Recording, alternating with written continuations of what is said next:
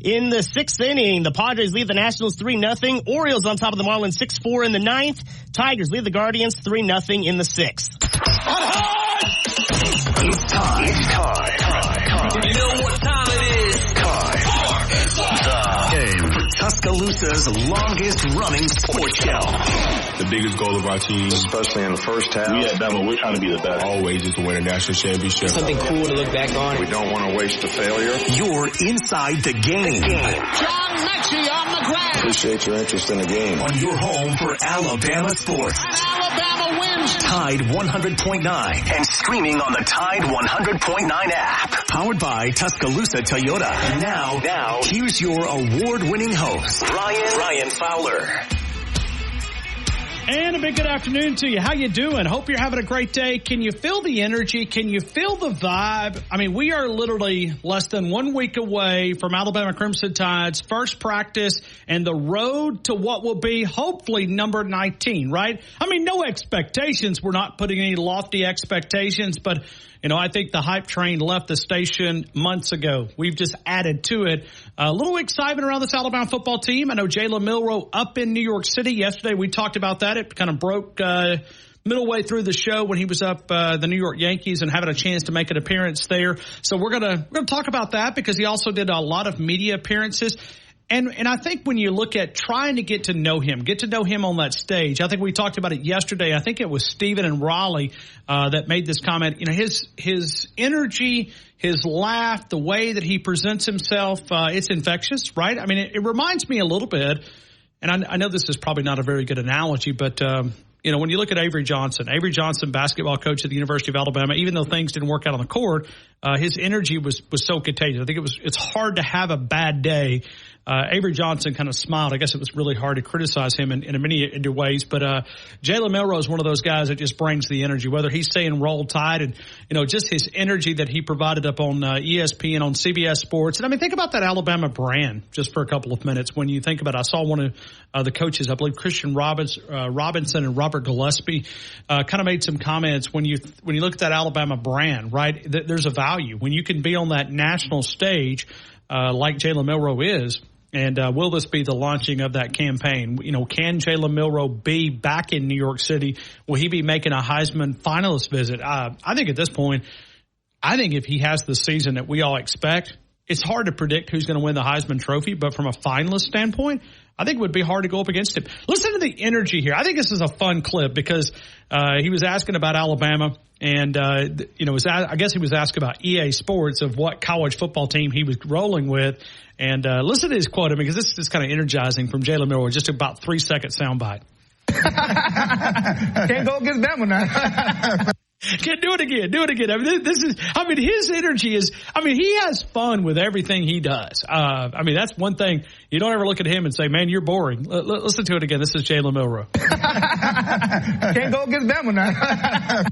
I love that clip. That might be one of our little sound bites because anytime we have one of these sunshine pumpers that come in, I know Corey likes to call them lip stickers, or is that what he calls them? Lip stickers? Chap stickers. Okay. I don't use either one of them. I guess I do use a little chapstick from time to time. But, yeah, so anytime we have one of those that, you know, 97-3 chop predictions, then, you know, we can kind of throw that out there. You can't go against Bama. You cannot go against Bama. So, you know, on the back end of that, but Jalen Milroe making some comments, and we'll dive into it. He also talked about the personality that Kalen DeBoer brings in that building. That's been kind of the focus, and I didn't intend for it to be that way this week, but you had Peter Burns on. We featured him yesterday at 5:15. We had a chance to listen to Marty Smith. I know he was on the next round. He pretty much said the same thing, but it's what you're hearing. And, you know, we talked about Tony Franklin yesterday, and you think about the small margin between now, what it takes to win a national title, and then on the losing end of that. And you think about these players' motivation. Did you see the photo of Caden Proctor? Dude, my. See, when everybody's out there criticizing, there's only really one thing they can do, and that's to bust their butt in the weight room, control the controllables, and let everything else, lie where it may. But you look at Caden Proctor. This dude spent some time in the weight room. He is trimmed down, And I think he's ready to have one of those seasons. It kind of goes back to back with Max Chadwick earlier this week talking about he thinks that this could be the best interior offensive line that he's ever seen. Wow, that is a big comment when you look at the center and the two guards.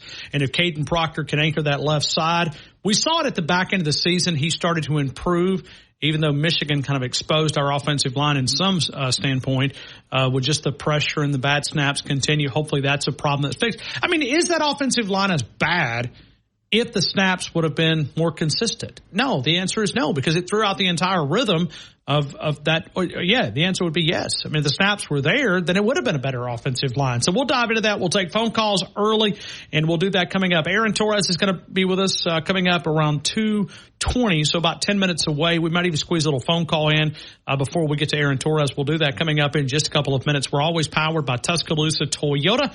TuscaloosaToyota.com, 3325 Skyline Boulevard, and online at TuscaloosaToyota.com. 1.99 APR for 36 on the new 2024 Tundra. The new 2025 Camry right now for just a limited time. We're offering a 3.99. A lot of these deals expire when you talk about the interest and you say, well, hold on, I can't do for 36. Well, let me do it for 48. So you can stagger it a little bit, but it also goes up a little bit. But 3.99 as low as 3.99 on the 2025 Camry. If you're looking for the RAV4, the 2024 RAV4, 2.99 APR for 36. The Highlander, 3.99 APR for 36. And like I said, the only 2025 is right now is the Toyota Camry. The Corolla, 2.99 APR for 36. Don't pay those high rental car prices either.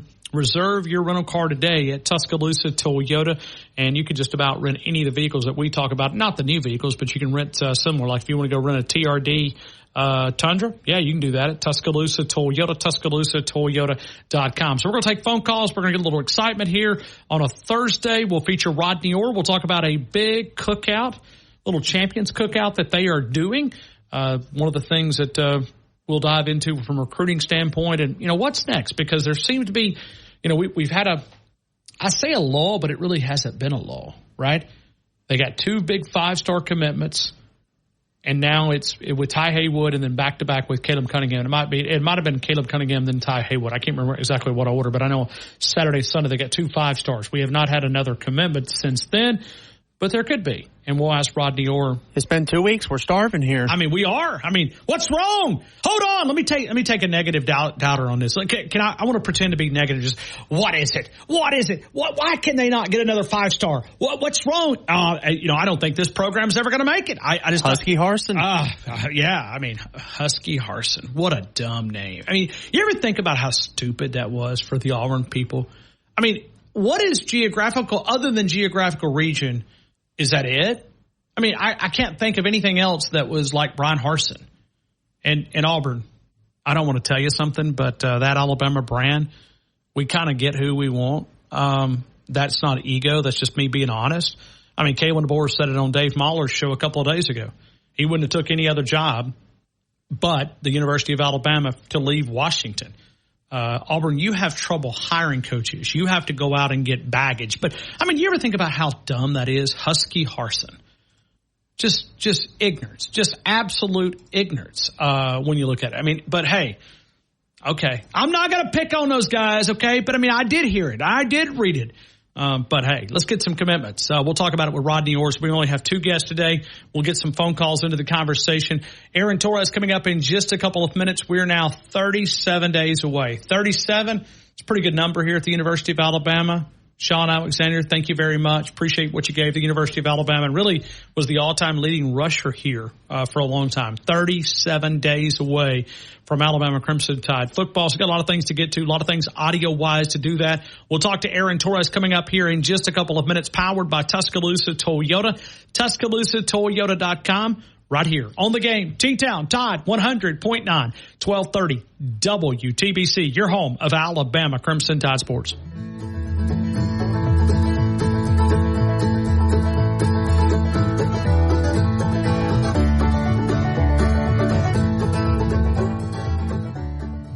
Now, this hour's West Alabama real-time news update from the Tuscaloosa Thread Newsroom. Northport's planned University Beach Resort sparked some angry interaction during a Northport District 5 Council Town Hall meeting last night. District 5 Councilman Anwar Aiken says he opposes the $350 million multi-use project because of its planned location. As projected, those Narcan vending machines installed in Walker County are being used. ADPH reports restocking the opioid overdose treatment several times. The countdown to Bama football is on. Players will report on Tuesday. Practice begins next Wednesday at the Capstone. Get 24/7 local news coverage and sports updates when you download the free Tuscaloosa Thread app and sign up for twice daily email newsletters. The Pharmacy at Midtown with TJ Thomas, 205-752-0627. PharmacyMidtown.com. Don't forget about the retail side of the Pharmacy at Midtown. It's an independent-owned pharmacy specializing in walk-in prescriptions, medicine on time packaging, which increases that independence.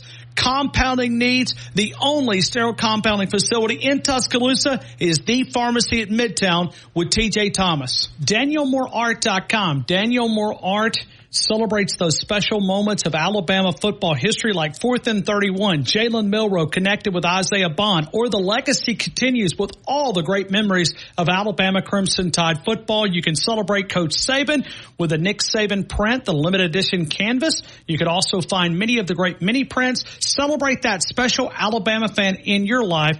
Daniel Supplies. Stop by Northport Electrical Supply, Monday through Friday, 7 until 4, right next to Northport Auto Supply, Highway 82 West in Northport. Tuscaloosa Custom Curbing. Call Paul at 205-331-6823. Custom curbing for your home or business. Do away with those plastic individual stone borders. Go for that more permanent, decorative concrete border. No more grass growing between those individual stones. Cleaner to edge to maintain. They're willing to travel, not just here in Tuscaloosa, but also in our neighboring states as well over in Mississippi. Many colors and choices. They'll customize for that individual taste and house. Give them a call at 205-331-6823. You can also go to their Facebook account. Find their page. You can see exactly what the videos. They came out, did a free quote. Paul gave me an evaluation. Give them a call, 205-331-6823.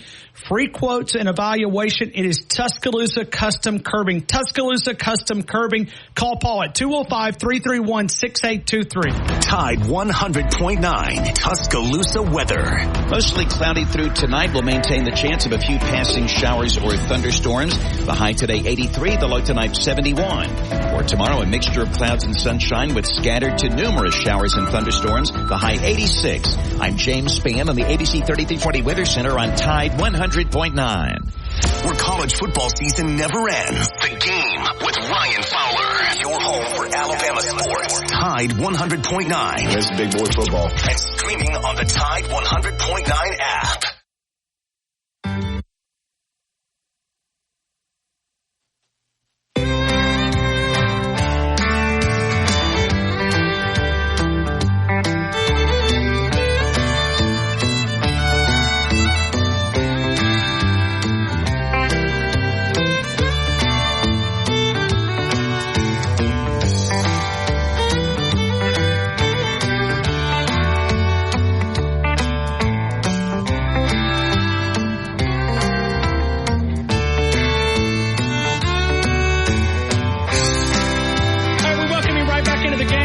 Tuscaloosa Tide at 100.9, 1230 WTBC, your home of Alabama Crimson Tide sports. A lot of things to talk about, a lot of things to discuss. We got Aaron Torres coming up here in just a couple of minutes. He's in that Ricky Henderson spot. That's for all of us who lived in the 80s and the 90s that watched that individual steal so many great bases. So he's in the leadoff spot. We'll talk to Rodney Orr coming up at 3 o'clock. A lot of things to get to, a lot of things to discuss. We'll take phone calls. Let me look at the call board. Paul is going to be the first up.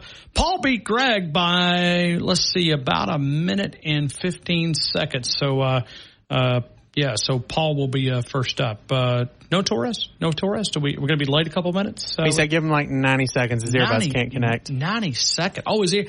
Hey, you know what? I have those same trouble. And that is one science that we've not been able to figure out. Because I don't know if you get in with your Bluetooth, but it always wants to pull me back into the vehicle. Like if I'm close to the vehicle, so AirPods, I understand exactly the pain. But now, hold on. Now, he's not a He's an Android guy. So can you use AirPods with a Samsung platform? They do make Bluetooth headphones for the Android. Okay.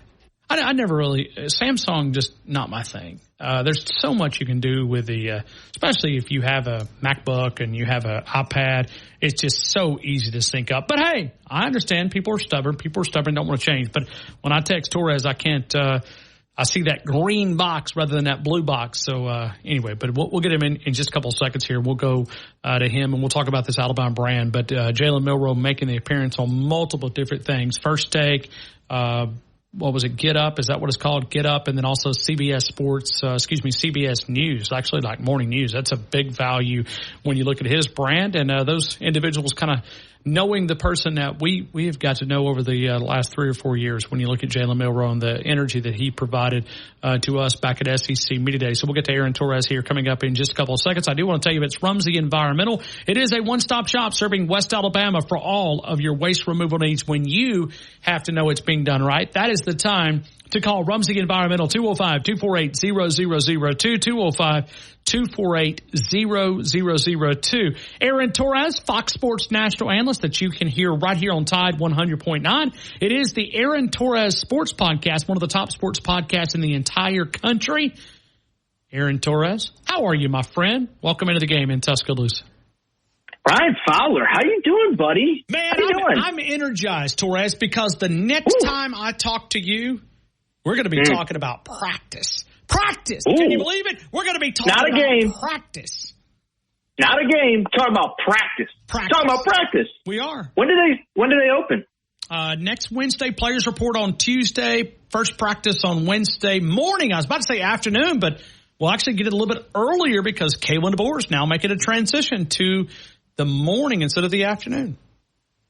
You know what's interesting? I actually attended a recent college basketball practice, and they were going in the morning, and they just said they think their players are more responsive, energetic.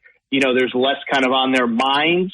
So I haven't heard exactly what Kalen DeBoer's logic is, but I think that's a trend that is going to kind of continue across college football college sports going forward. Well, and it also, the way that I was explained for the morning and the afternoon is that players will come into their work and they get their work done and then they'll go to class, but then there's some dead time in the evening that they'll come back and work on their own, that they'll do things on their own. So you kind of get more, but if you have an afternoon practice, you're saving it because you don't know what you're going to spend out there for the next 2.5 hours, so you're kind of saving it.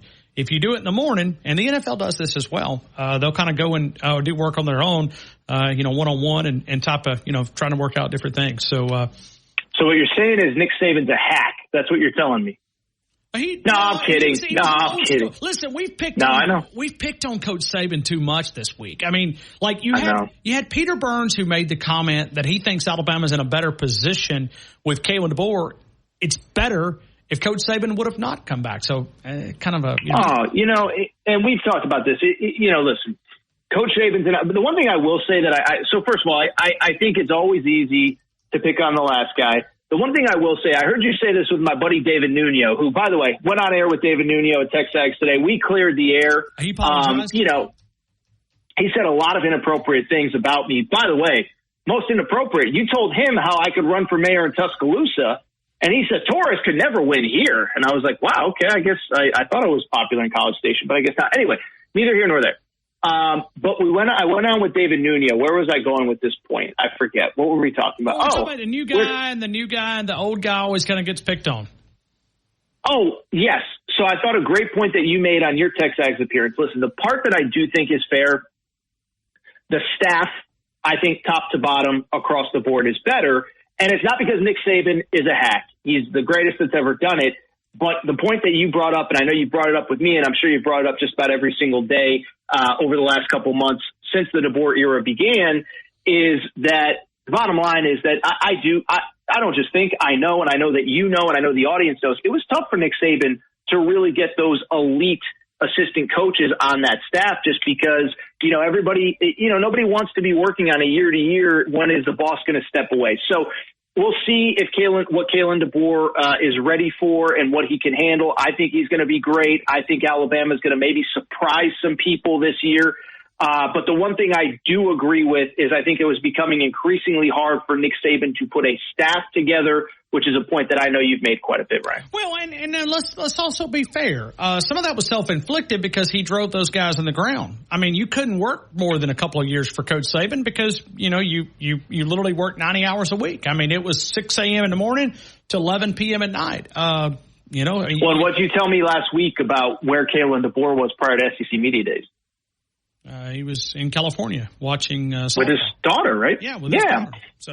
And I think that's another, new school thing. I think that's any workforce. I mean, I'm fortunate enough to have one person work for me full time. And I always try to find that balance of, hey, we're going to work really hard at some points, but when it's time to get away, you have to get away. And so, again, I know we're just teasing Nick Saban. He's the greatest to ever do it. But I do think there is definitely a new school vibe and energy to this program right now. Torres, but let me ask you how that pays off, because, with the difference between winning a national title and not winning a national title for these talented teams, you could, jumble up 5 or 6 teams, put them in there, and you say, well, what separates this team? Certainly there's good plays and there's a few plays, but the attitude in this building is something that I have not seen. It's a weird vibe, and I say it's a positive vibe. And I know we beat this dead horse, but I saw it today. Jalen Milroe going up to New York City to kind of start maybe what could be. And they didn't say, hey, this is your Heisman launching campaign. But Alabama's really never done that. Alabama's never really allowed that to happen from a standpoint. I mean, they sent a quarterback to New York City. That's a different vibe. That's a different vibe that we haven't had under Coach Saban. No, I actually noticed that this morning, too. I was working out, and I had on ESPN, and Mike Greenberg had Jalen Milroe in studio, and it was shocking. And, again, I just think it is, as we've said, and I know we're going over the same subject over and over again, and I apologize. It's not to say that what Nick Saban was doing was wrong. He had his way of doing things that was highly successful, the most successful coach probably in the history of the sport.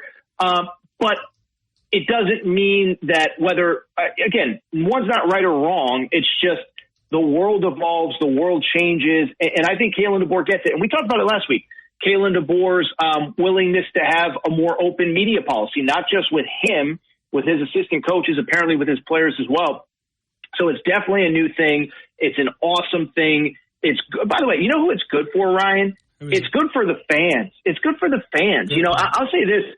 I was talking to somebody yesterday, and, NFL training camps have opened, and it feels like every time I log on to social media, it's a local beat writer saying, Aaron Rodgers did this, Patrick Mahomes did that, Daniel Jones didn't do this, he stinks, whatever. But that exposure leads to conversations. Patrick Mahomes throws one deep pass to Xavier Worthy. Now we're talking about the Kansas City Chiefs. And I just bring it up because this is a college football thing more than it is a Nick Saban thing, a Kalen DeBoer thing, an Alabama thing.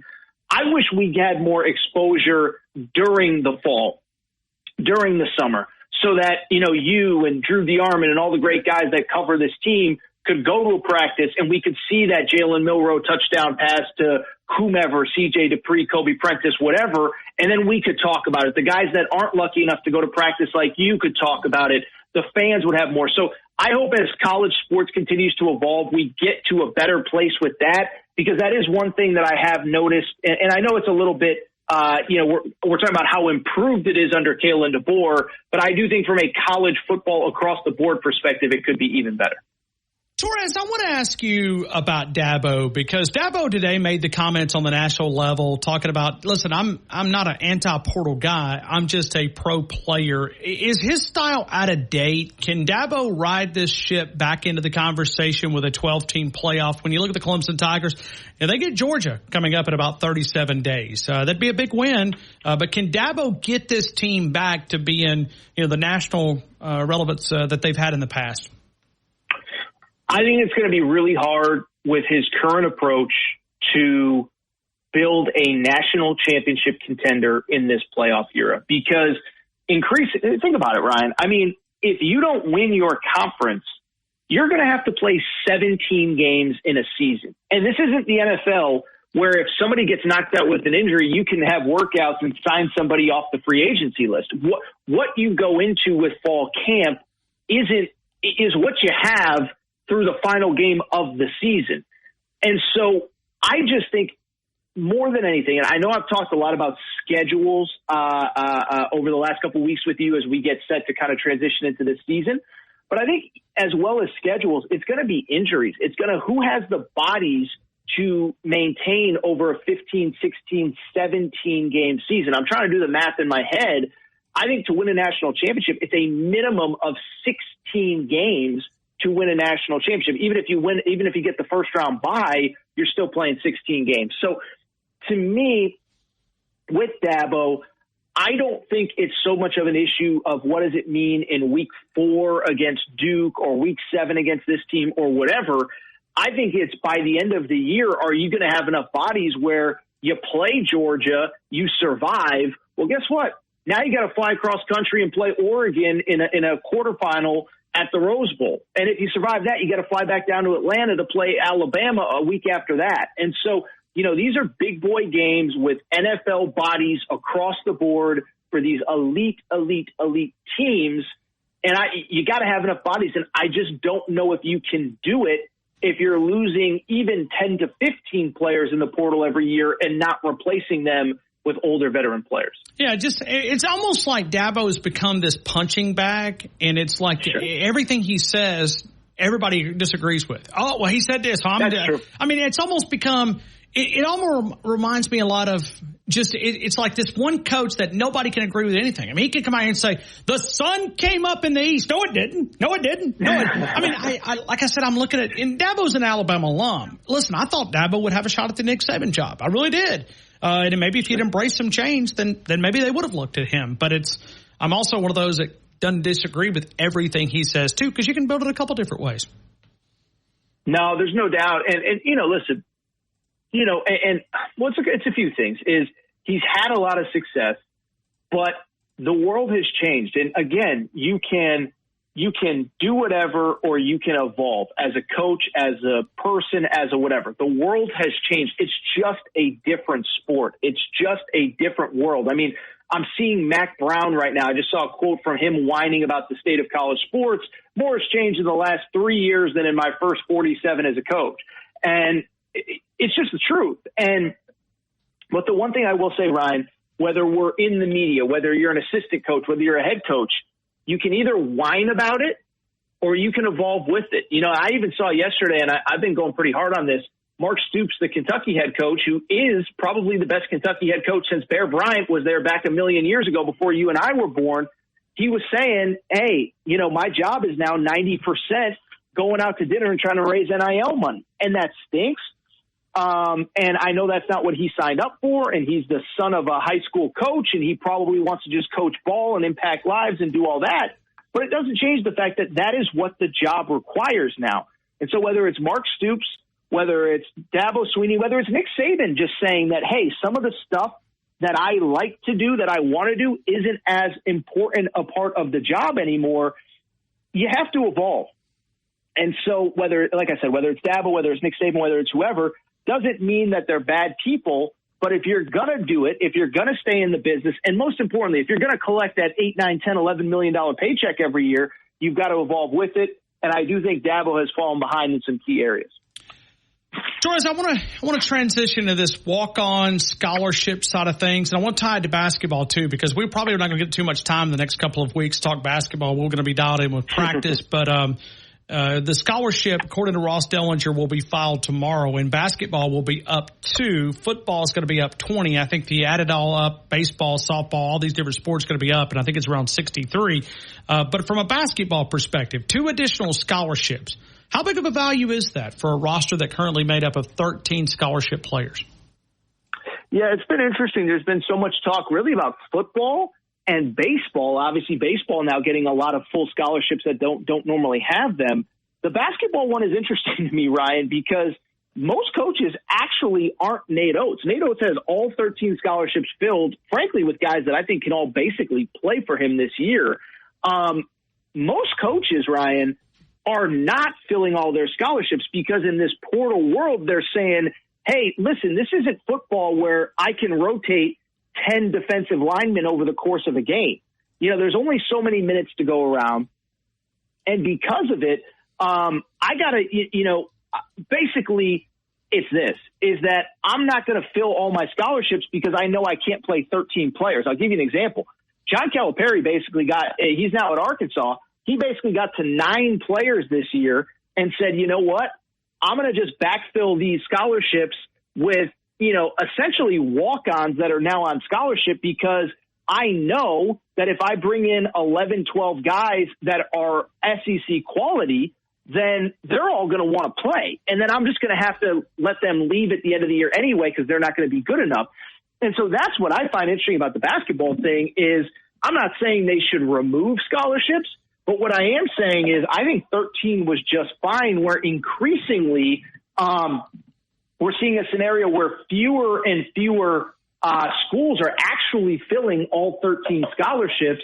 I could go through each school. Most of them have not. Alabama is actually one of the exceptions.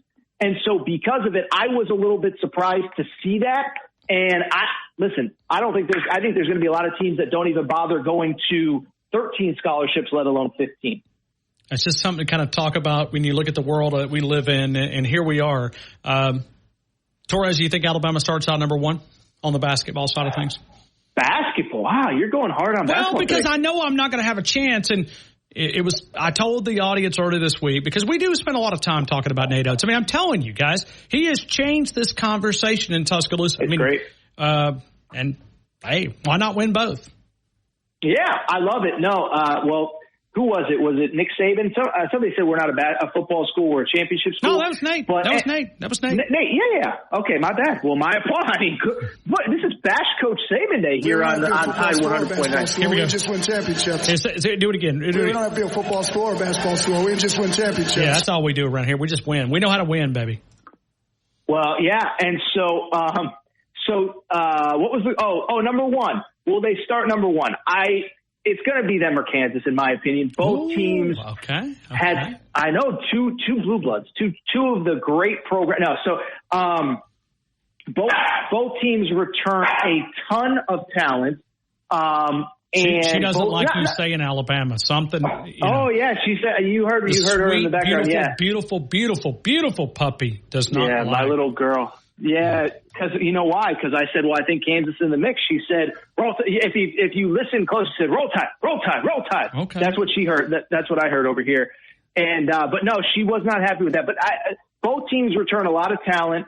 Alabama obviously coming off of a Final Four, and then I think both teams obviously did a really good job, both in the portal and in the high school ranks, kind of backfilling. So those to me are the top 2 teams. I think the SEC. Last year was probably as good as the SEC has ever been. I think it's going to be better next year, but I do think Alabama is the favorite there as well. Really quickly, I will say what I think is going to be interesting. That schedule is just so tough that I'll be curious if, kind of like this year, right, where you come out of the out-of-conference and you sit there and say, well, what do you play? I think 13 out-of-conference games. Well, they're 10-3. They were number 1 in the country. They're 10-3. Are they not good? And it's like, no, they're good. They're just playing everybody, right? I don't have all the schedule in front of me. I know they play at Purdue. I know they play Houston on a neutral. I know they play, I think, at Carolina, right? So we're talking about an insane out-of-conference schedule. But bottom line is I think they start number 1 or number 2. And I think more importantly, if everything goes to plan, they're going to have a team that's not only good enough to get back to the Final Four, because that's now the standard at Alabama, but I think they'll have a team good enough to win the championship. Hey, Torres, you live in L.A. Did you realize UCLA is in L.A.? Yeah, I was aware. Okay. I felt bad. A couple things. One, first of all, there's an extended clip where it's not quite as bad. Okay. But 2, listen, I mean, it's his alma mater. I think he was getting a little emotional. Fair. That's fair. I like that comeback. I mean, you busted me. That's fair because it is. No. That's probably when it hits you when you look out and you see 600 members of the media and you're going, man, I am the UCLA head football coach. I mean, well, and keep in mind, I mean, if we're going to go on our UCLA, I don't know if I'm more surprised we're talking Alabama basketball or UCLA football, but I mean, if you want to have the conversation, what I would say in his defense was, I mean, there was rumblings that Chip Kelly wasn't happy and, with the state of the sport, whatever, blah, blah, blah, blah, blah. But I just bring it up because if you remember how that cycle went, he was the running backs coach with UCLA. He left to go to the NFL, the Vegas Raiders, and then Chip Kelly left for Ohio State in whatever it was, like mid-January. So he had already gotten up, moved his family, taken another job, and then all of a sudden his alma mater calls and wants him to be the head coach. So I'm going to give him a little bit of a pass. I know it was clunky, but I'll tell you, it's going to be hard. Big Ten's good, man. Listen, I know the SEC. We've talked about the SEC, but there's going to be a lot of good teams in the Big Ten this year as well. And yes, I am very aware that both USC and UCLA are in fact in Los Angeles. Torres, I appreciate you. It's at Aaron_Torres, Aaron Torres Sports Podcast that you can connect with at Aaron Torres, POD, stands for podcast, one of the top sports podcasts in the entire country. But next week, next Wednesday, it's going to be hot as a firecracker on Torres on Bama. Torres on Bama. Find him on Facebook, find him on YouTube, find him on Twitter, and say a thank you by giving him a follow and like. Because practice. Yeah, practice, baby. Practice. We're talking about practice. Yeah, and we're about to end talking season. I mean, we're just about ready to end talk. I mean, I saw Dan Lanning and Kirby Smart kind of going a little bit at it, little jabs back and forth. I like that. I mean, hey, I've covered enough boxing that jabs are good. Jabs are good. I like it. Ooh, you've covered boxing. I didn't know that. Well, we had a heavyweight champion. Yeah, from right here from Tuscaloosa. I mean, pretty fun. It's pretty fun to go to a heavyweight fight. It's almost like you've been. I didn't know you've been. No, I know you've had him on the show. No. Matter of fact, I've covered since he was an amateur in Olympics, all the way to which Olympics? He was in Beijing. Did you go to China? No, Lord, no. Come on, International Ryan Fowler. Dude, my budget wouldn't get me to. It barely got me to Dallas. I know. We're going to have to work on, because Nate Oates and Kayla DeBoer, we're going to have to work on a private jet, but we're just not there. We're going to have to start a GoFundMe account. I know. I ask every time, how do you plan on handling potentially 4 postseason games? I mean, the first one will be in Tuscaloosa if they don't get a bye. Yeah. But after that, it's like Atlanta. The thumb. I've been practicing my thumb. Hitchhiking. Okay. Yeah, it's... you just hold it out on the. Are you guys allowed to do that in California? I mean, are y'all? We're allowed to do pretty much anything. That's part of the problem here. Okay. Well, I heard what you said about my adopted city of California on David Nuno's Texags Radio. I actually kind of got a kick out of it. My bad. I didn't. I mean, it just stumbled out there. But it's. I'm trying to recruit you to the great state of Alabama. I think you should be. I know you are. You should be a citizen. You literally offered my wife a job. That is actually 100% a true story. Not at Tide 100.9 with, she's in the therapy world. Your wife does an excellent job in the therapy world. And you literally you put on the Kayla DeBoer. I wasn't sold. You're like DeBoer. I wasn't sold that you could really recruit her, and she was ready to commit on the spot. But I told her we have to take some other visits. Well, I'll never forget you and I at dinner. And obviously Torres and I have known each other for a long time. But my wife and your wife connected. And you look at them, and they're over there talking about children, and it was like you and I are just dialed in with football, and we look over, and my wife and your wife just connected with their passion of helping kids. That's their love, right? That's what they do. It's kind of like you and I talking football. But another fun fact about our dinner: Damani Jackson committed to Alabama during our dinner. I told you. I broke the news to you. He sure did. And we're counting on him. We're counting on him. We need him to be top notch. Torres, I appreciate you, man. I kept you way too long. But thanks for the overtime, and thanks for ending our talking season, man. I appreciate you. I'll talk to you next week.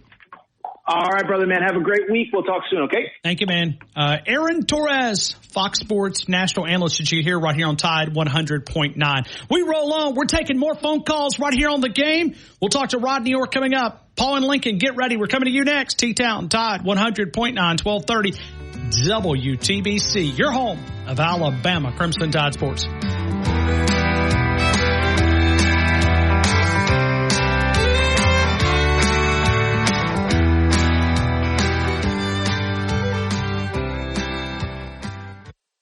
Weekday mornings at 6 a.m., The Martin Houston Show. Join The Martin Houston Show for a free-for-all Flashback Friday. We'll go back and look at the big takeaways from this past week. We'll also have a little recruiting news, and we'll add your thoughts, your comments, and your reactions to the program at 205-342-9904. Or you can join us on Facebook at The Martin Houston Show. We appreciate you. We'll be uncomfortable no matter how high the mercury rises. Call Ox Home Services today at 205-979-0946 or visit oxhomeservices.com. Dos Amigos, Highway 69 in the new Publix Shopping Center. 11 a.m. opening, 10 p.m. Friday and Saturday closing at 9, Sunday through Thursday. Some great Mexican cuisine, the great fajitas, the great desserts, the great lunch specials. You'll find it at Dos Amigos in the Publix Shopping Center on Highway 69. Takeout orders all. Double whammy. Basically double or nothing. You earn, we match. Discover Cashback Match. See terms at discover.com/creditcard. For more from Tide 100.9, let's it fly! And there's it! Whoa! Follow us on Twitter, Facebook, and SoundCloud.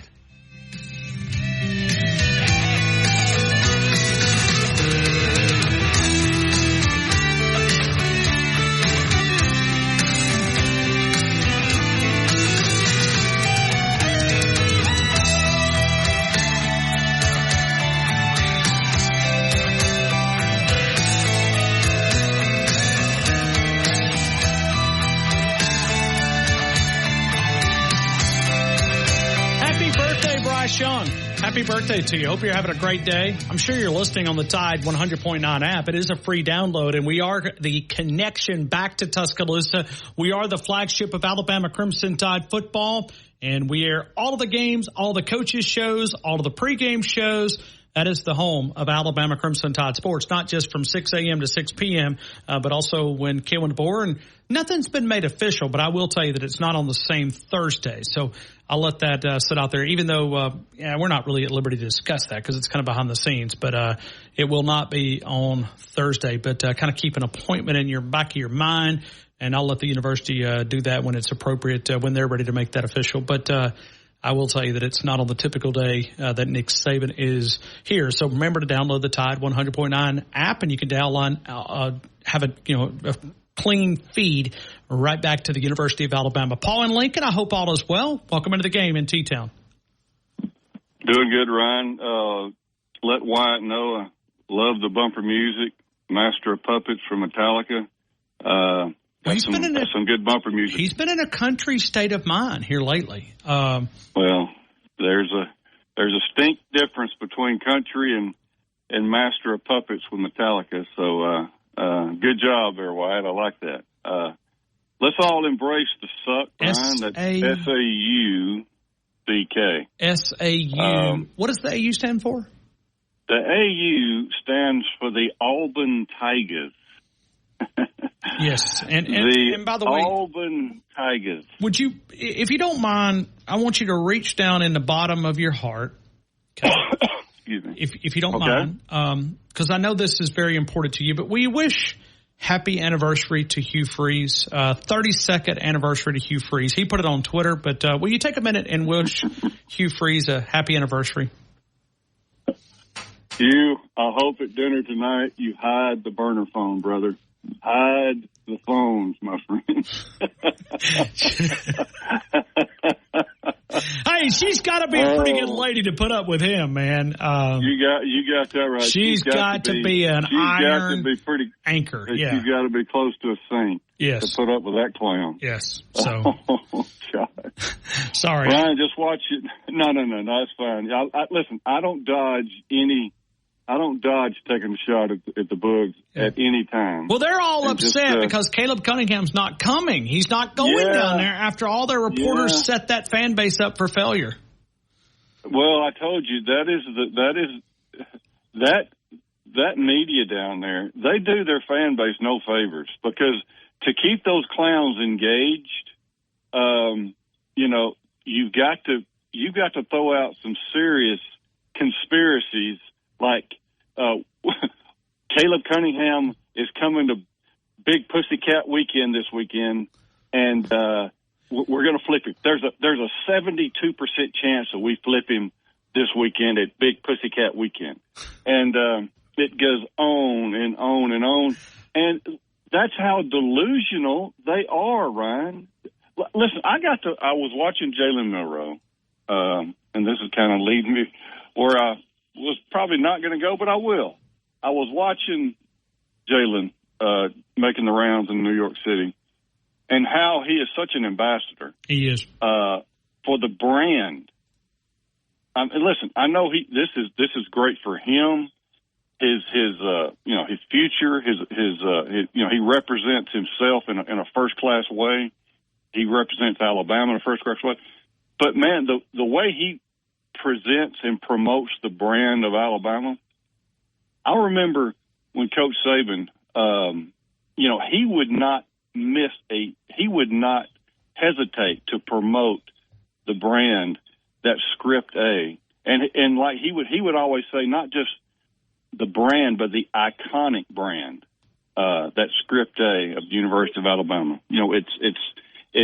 It's known worldwide, and contrast that with the brand of the Bugs. Okay, Ryan, I'm telling you, and I'm being honest. Have you talked to anybody in the media world? Because you run in those circles. Oh, they're my buddy.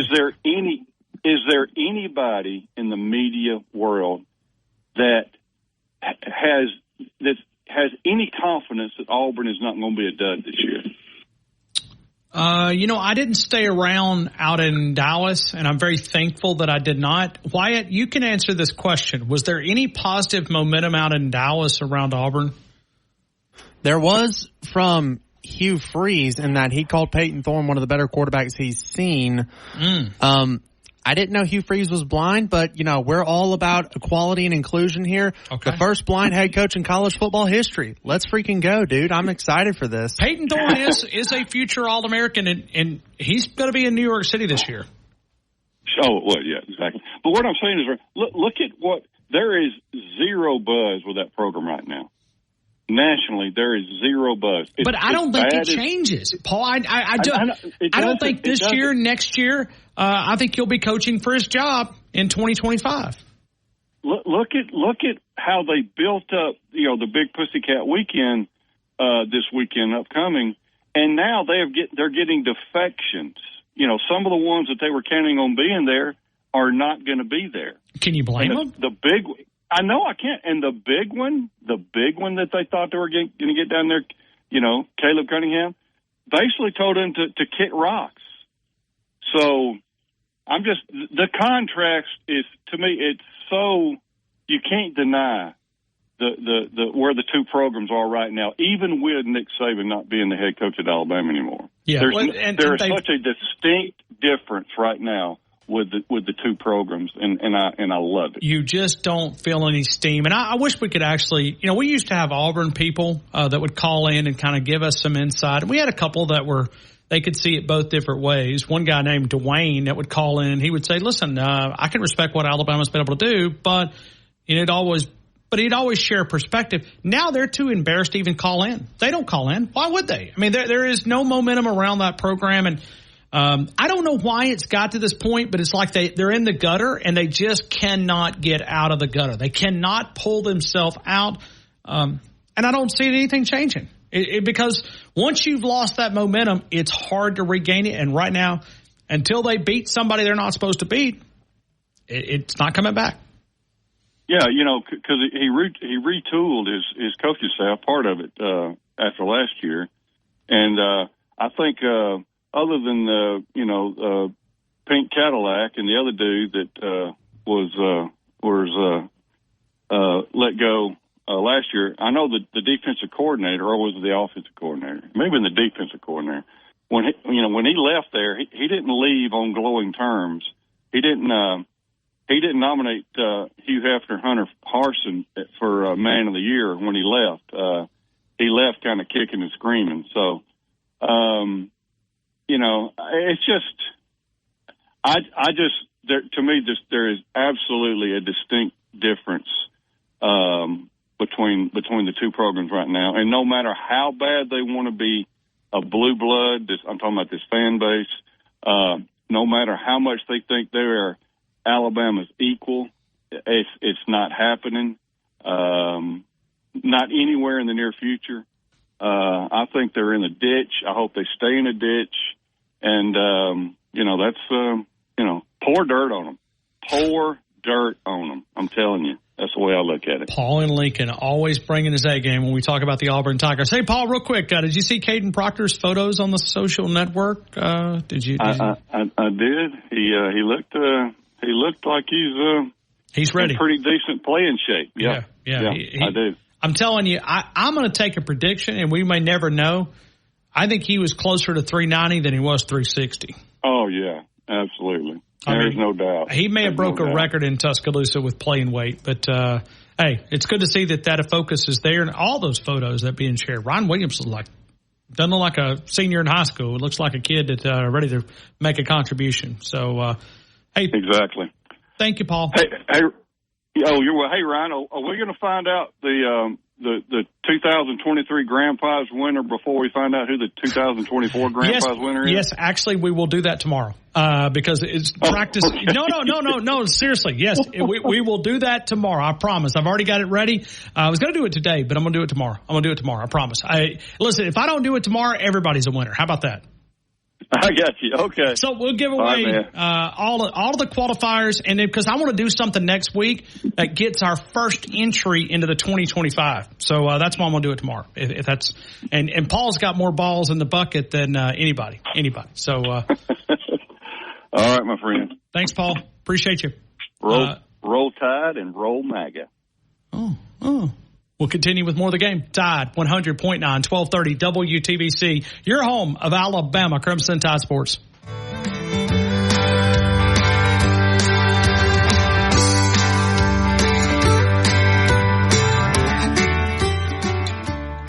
For over 5 years in our community in downtown Northport under that Roll Tide Bridge, Mark's Mark, the home of the chicken swirl. You'll find that since 1978 in Selma, Alabama, for over 5 years in downtown Northport. If you want to dominate the grill today or any day, find Mark's Mark.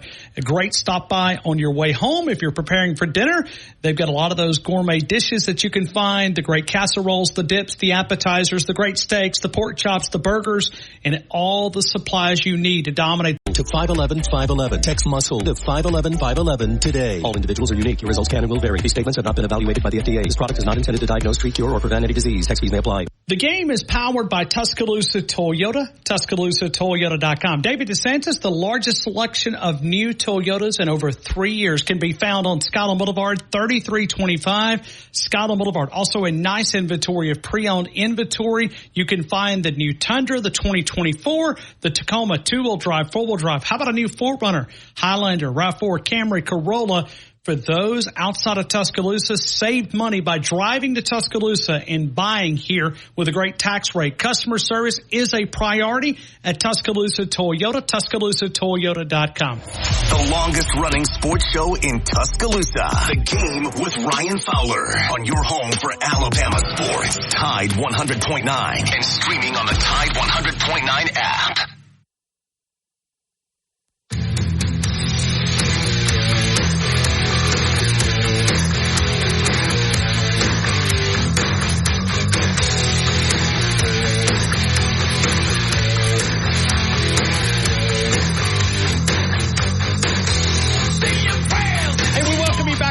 Here in Tuscaloosa, Tide 100.9, 1230 WTBC, your home of Alabama Crimson Tide Sports. Rodney Orr sets up a big recruiting weekend on the campus of the University of Alabama, a big cookout. We'll talk to Rodney Orr coming up next. Then we'll get to Greg and Athens, first caller after Rodney, right here on the game. T-Town, Tide 100.9, 1230 WTBC, your home of Alabama Crimson Tide Sports.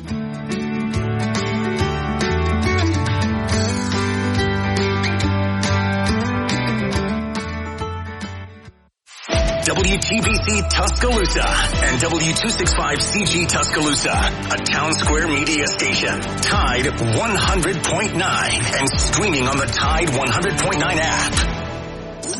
From the Fox Sports Studios in Los Angeles, Here's Isaac Lowencroft. San Diego Padres pitcher Dylan Cease pitched a no-hitter today in a 3-0 victory at Washington. Here's how the final out sounded from Don Orsillo on Padres TV. Abrams to right field. Johnson coming in. He makes the catch. No hits for the Nats. Dylan Cease throws a no-hitter. The second no-hitter in Padres history. There'll be a sea of San Diegans celebrating back home today. He struck out 9 through 103 pitches in his successful no-hit bid.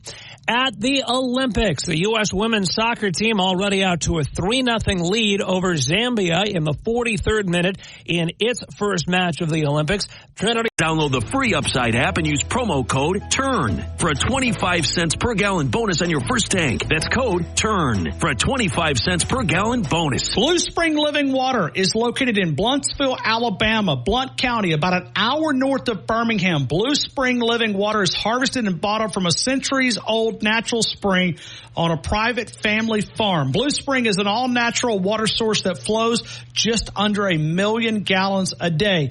They have partnered with Waterway of Alabama, and they've been in the water delivery business for over 30 years. To have Blue Spring Living Water delivered right to your home, right to your front door every month. New customers get their 5 jugs for $50, and the empties are exchanged every month for new ones. I know we have it at the Fowler household. We drink more water because of BlueSpringLivingWater.com.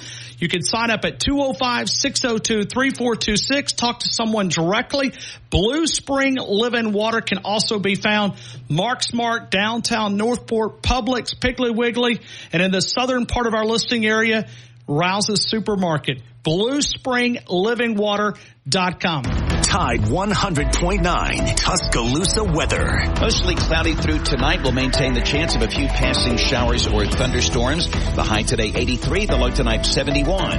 For tomorrow, a mixture of clouds and sunshine with scattered to numerous showers and thunderstorms. The high 86. I'm James Spann on the ABC 3340 Weather Center on Tide 100.9. Any way you want it, the way you need it, any way you want it. She loves to laugh, she loves to sing, she does everything. She loves to move, she loves to groove, she loves to love and things. All night, oh, every night. So hold tight, ooh baby, hold tight. Oh, she said, any way you want it, that's the way you need it, any way you want it. She said, any way you want it, that's the way you need it, any way you want it.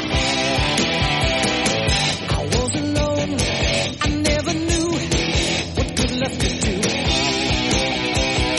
Then we touched, then we sang. Hey, we welcome you right back into the game. 1 hour in, 3 hours to go. We'll go back to phone calls coming up in a couple of minutes. Right now, it's Rodney Orr, TiderInsider.com, TiderInsider.com, the editor, the founder of the incredible website. He also does TITV, WVUH, Tuesday, 6:30 and 10:30 on the replay. Rodney Orr, I hope you're having an amazing day. Welcome into the game in Tuscaloosa. Ryan, how are you? I'm good. I hope you're doing Good. well. It's been doing great. It's been a busy couple of days, but Rodney, are you ready for next week? Are you in shape? You're ready to go? You're I mean, because you know the minute we get to practice, it will no longer be 70s and 80s and overcast. It'll be triple digits, and humidity will be extremely high, and we'll go out there and we'll look like we've had a shower, and we really haven't. Yeah, no, you know it's going to be hot. I know a lot of people are asking. I get this all the time, Ryan. I don't know about on your show. We've talked about it before, so I won't go on and on about it. But I get asked, you know, hey, I'm hearing the practices are going to be in the mornings.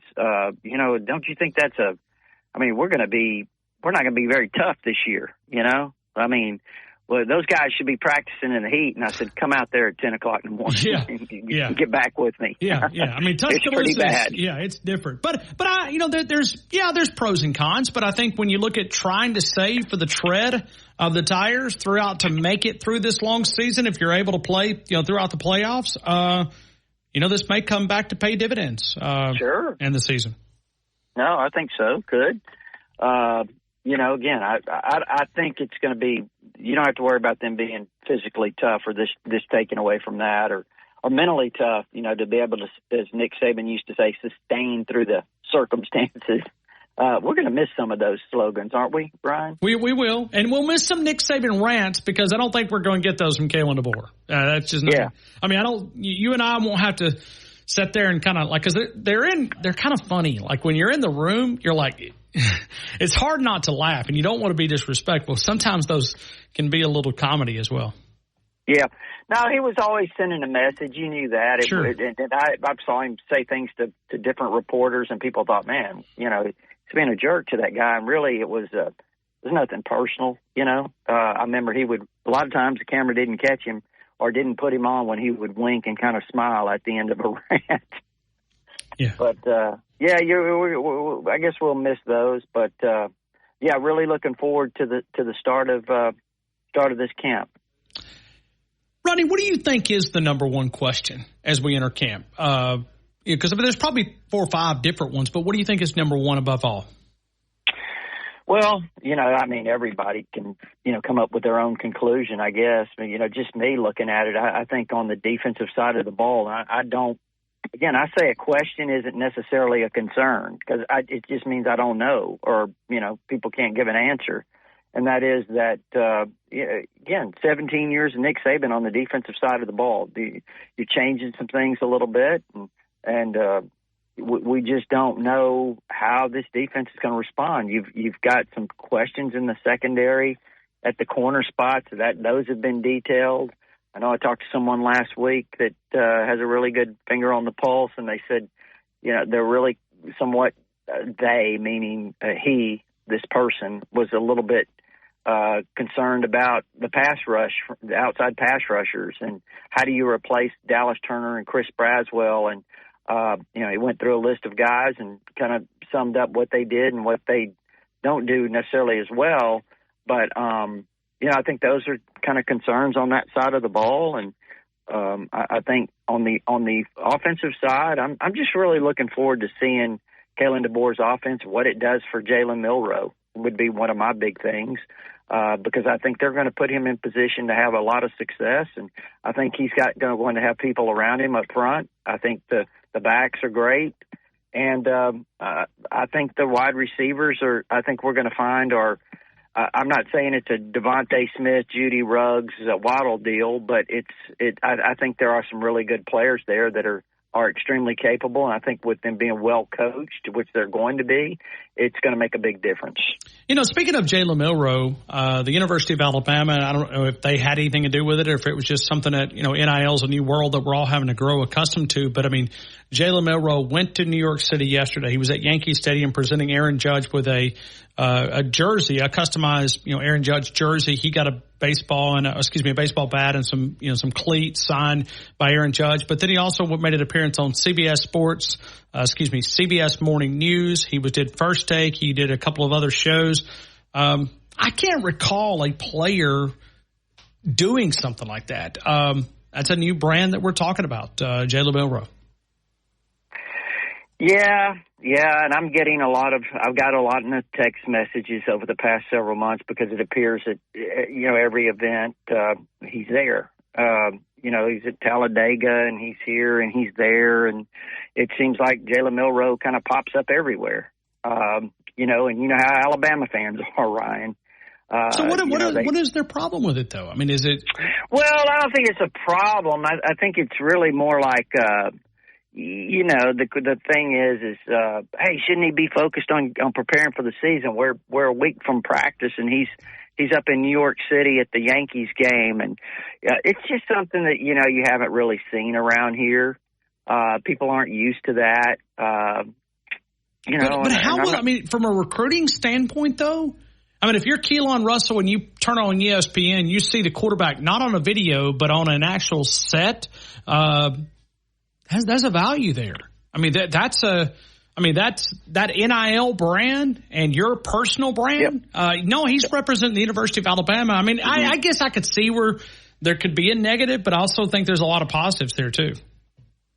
Well, let me say this. First of all, I want to be clear. I'm not making a comment one way or the other on that. I'm not that's not my opinion necessarily. It's just what people are saying.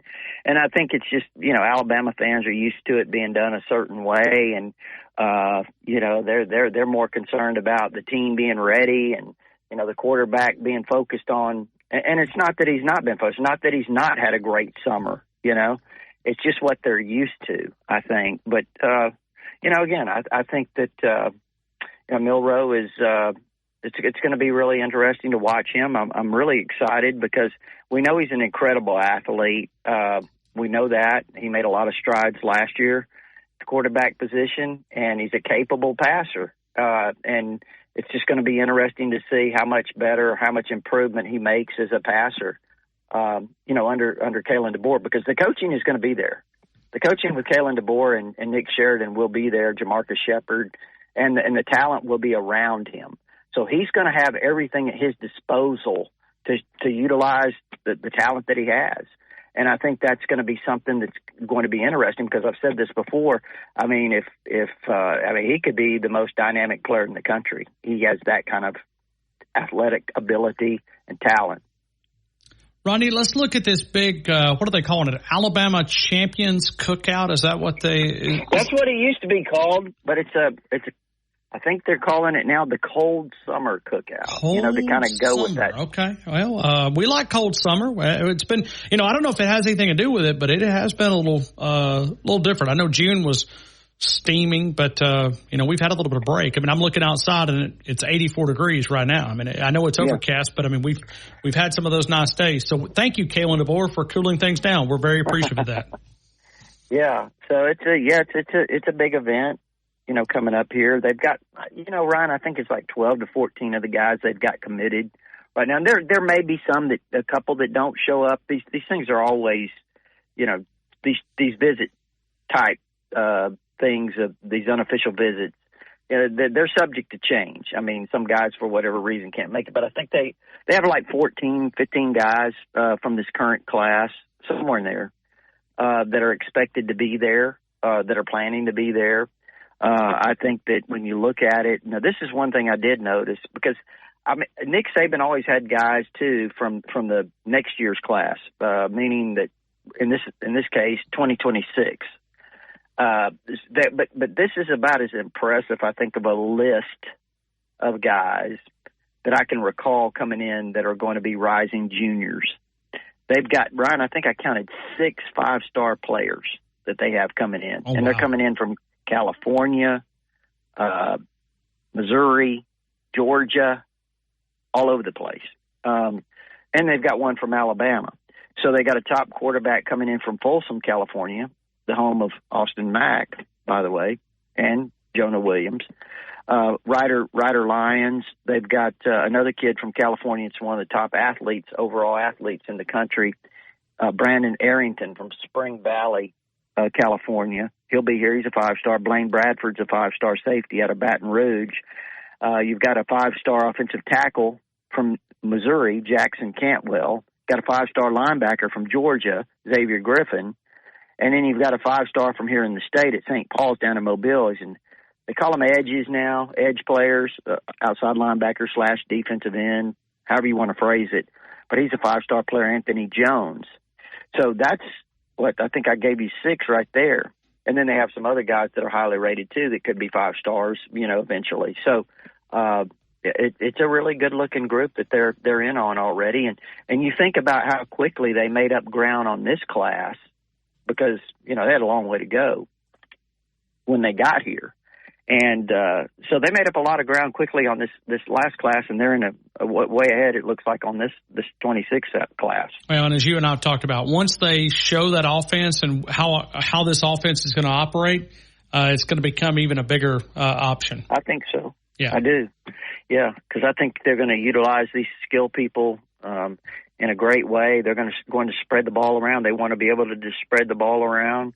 They're going to utilize tight ends. That'll be a big thing. Then you've got the running backs, who I think is a great group of guys. The 3 right now at the top, Jam Miller, Justice Haynes, and Richard Young. And then, of course, you got Daniel Hill and Kevin Riley, the 2 true freshmen. So, I think you got a lot to work with there. Rodney Orr, TiderInsider.com, the editor, the founder of the incredible website, Bigger Than Bama. You can also buy that where you get your books, but you can also buy it at TiderInsider.com. That is the preferred method, TITV, WVUA, each Tuesday, 6:30, 10:30. It's also archived there on the YouTube account. It's archived on the front of TiderInsider.com. And I can imagine next week when players report on Tuesday and then players get out there on Wednesday, we'll be able to see some of that, and we'll get kind of exactly what that schedule and what the access is going to be like, maybe comparable back to spring. But, Rodney, the days, the hours, I mean, we're 37 days away. 37 days away. So yeah, it's hard to believe, and I think those first two games are both evening games, right? Yeah, they will be. They will be. And yeah, and then you go up to Madison, and it's a morning game, 11 a.m. These morning practices should help them there. Maybe that has to do with the cold summer, right? I mean, it's that still will be summer until September the 21st. So right, that's part of it. Yeah, it'll be really interesting. Then after that, yeah, you have the off week, and then you've got Georgia, and so it's going to be an interesting month. First month, I think, of Kalen DeBoer's tenure. Rodney Orr, I appreciate you, man. Have a great rest of your afternoon. Okay, Ryan. Appreciate it. Take care. Thank you. Rodney Orr, TiderInsider.com. We're going to break here. Greg in Athens, we'll take you on the other side. We'll take your phone calls, 205-342-9904. Tide 100.9, 1230 WTBC, your home of Alabama Crimson Tide Sports.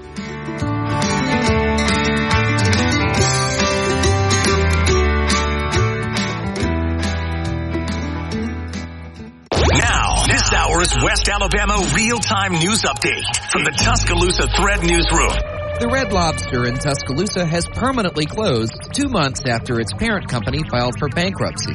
Further down McFarland Boulevard, diners are flocking to Northport to try Lost Pizza Co., which opened earlier this week in the former home of Mr. Bill's Southern Diner.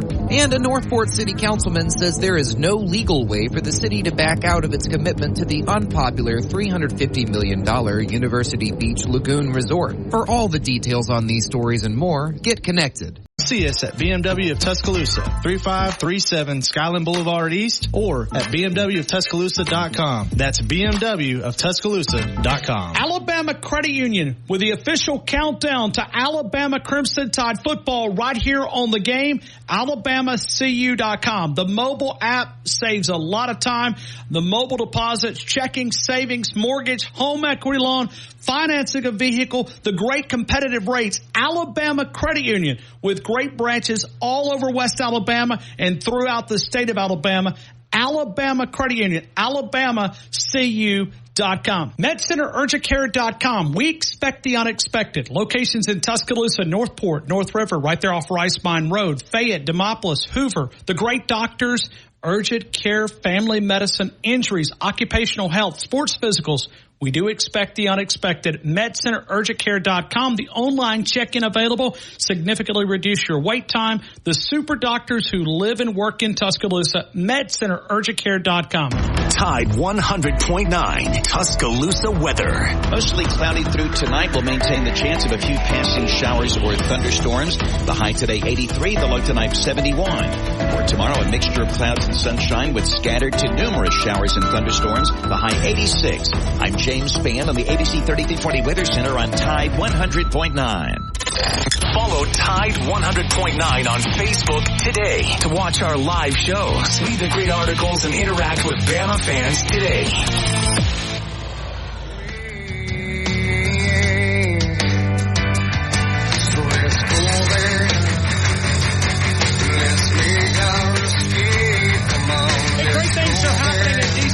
For over 90 years, they've been serving our community there at the Regional Medical Center on University Boulevard, Northport Medical Center, Fayette Medical Center, orthopedic services, surgical services, cancer services, women's services.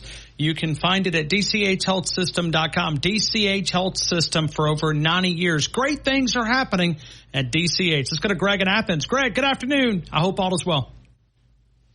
Hey, Ryan, thank you for taking my call. Hey, thank you. You enjoying your last day? Didn't you say you go to work tomorrow?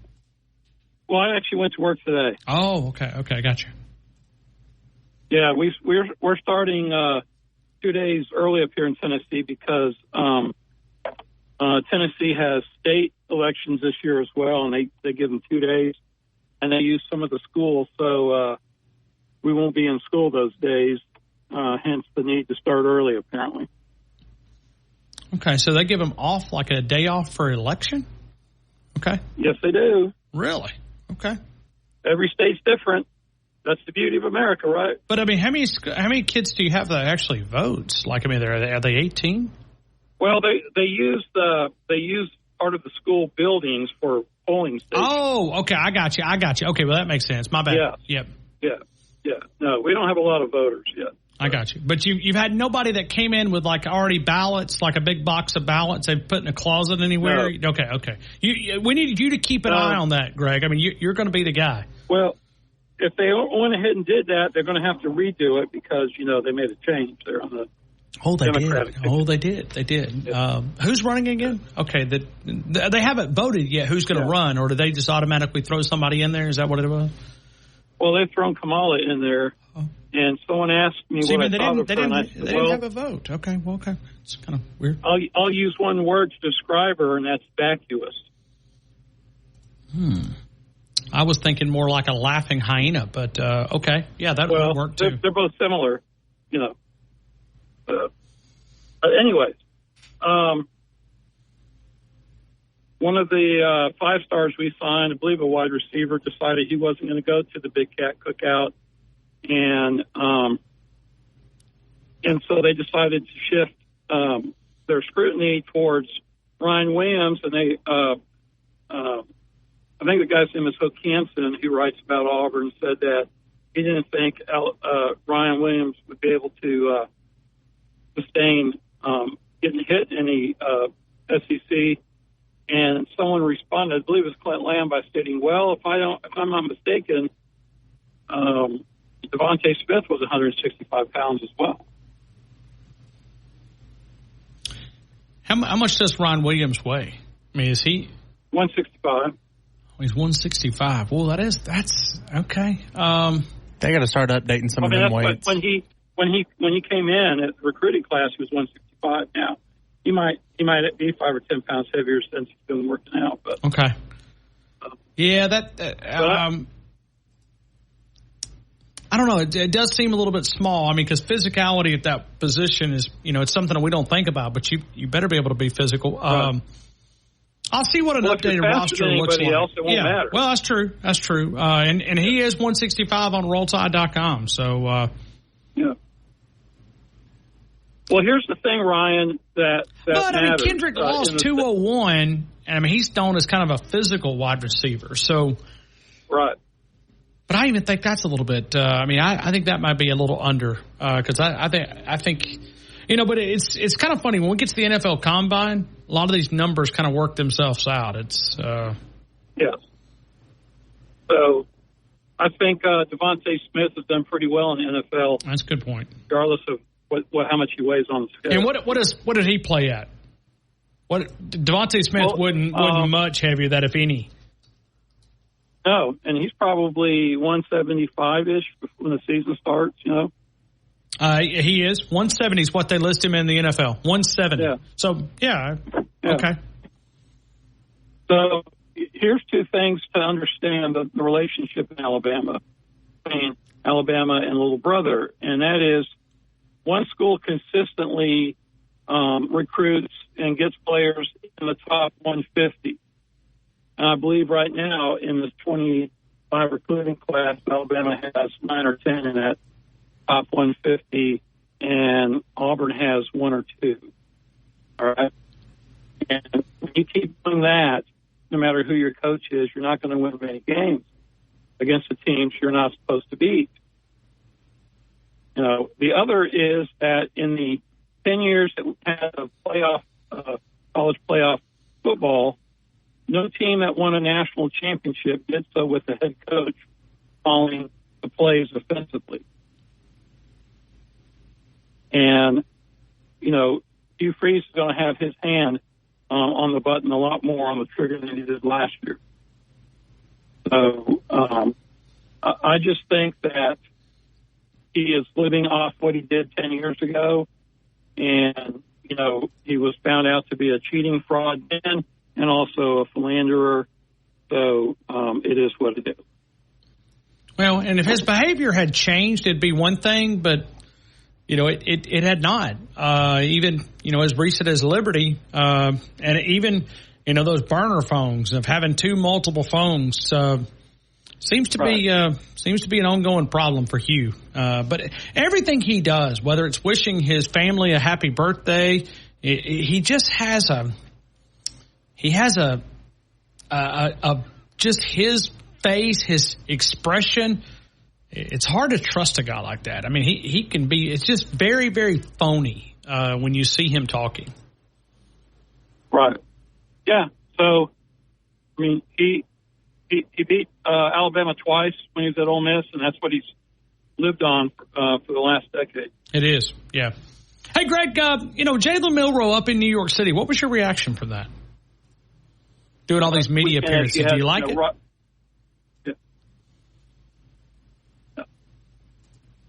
I think we may have lost Greg.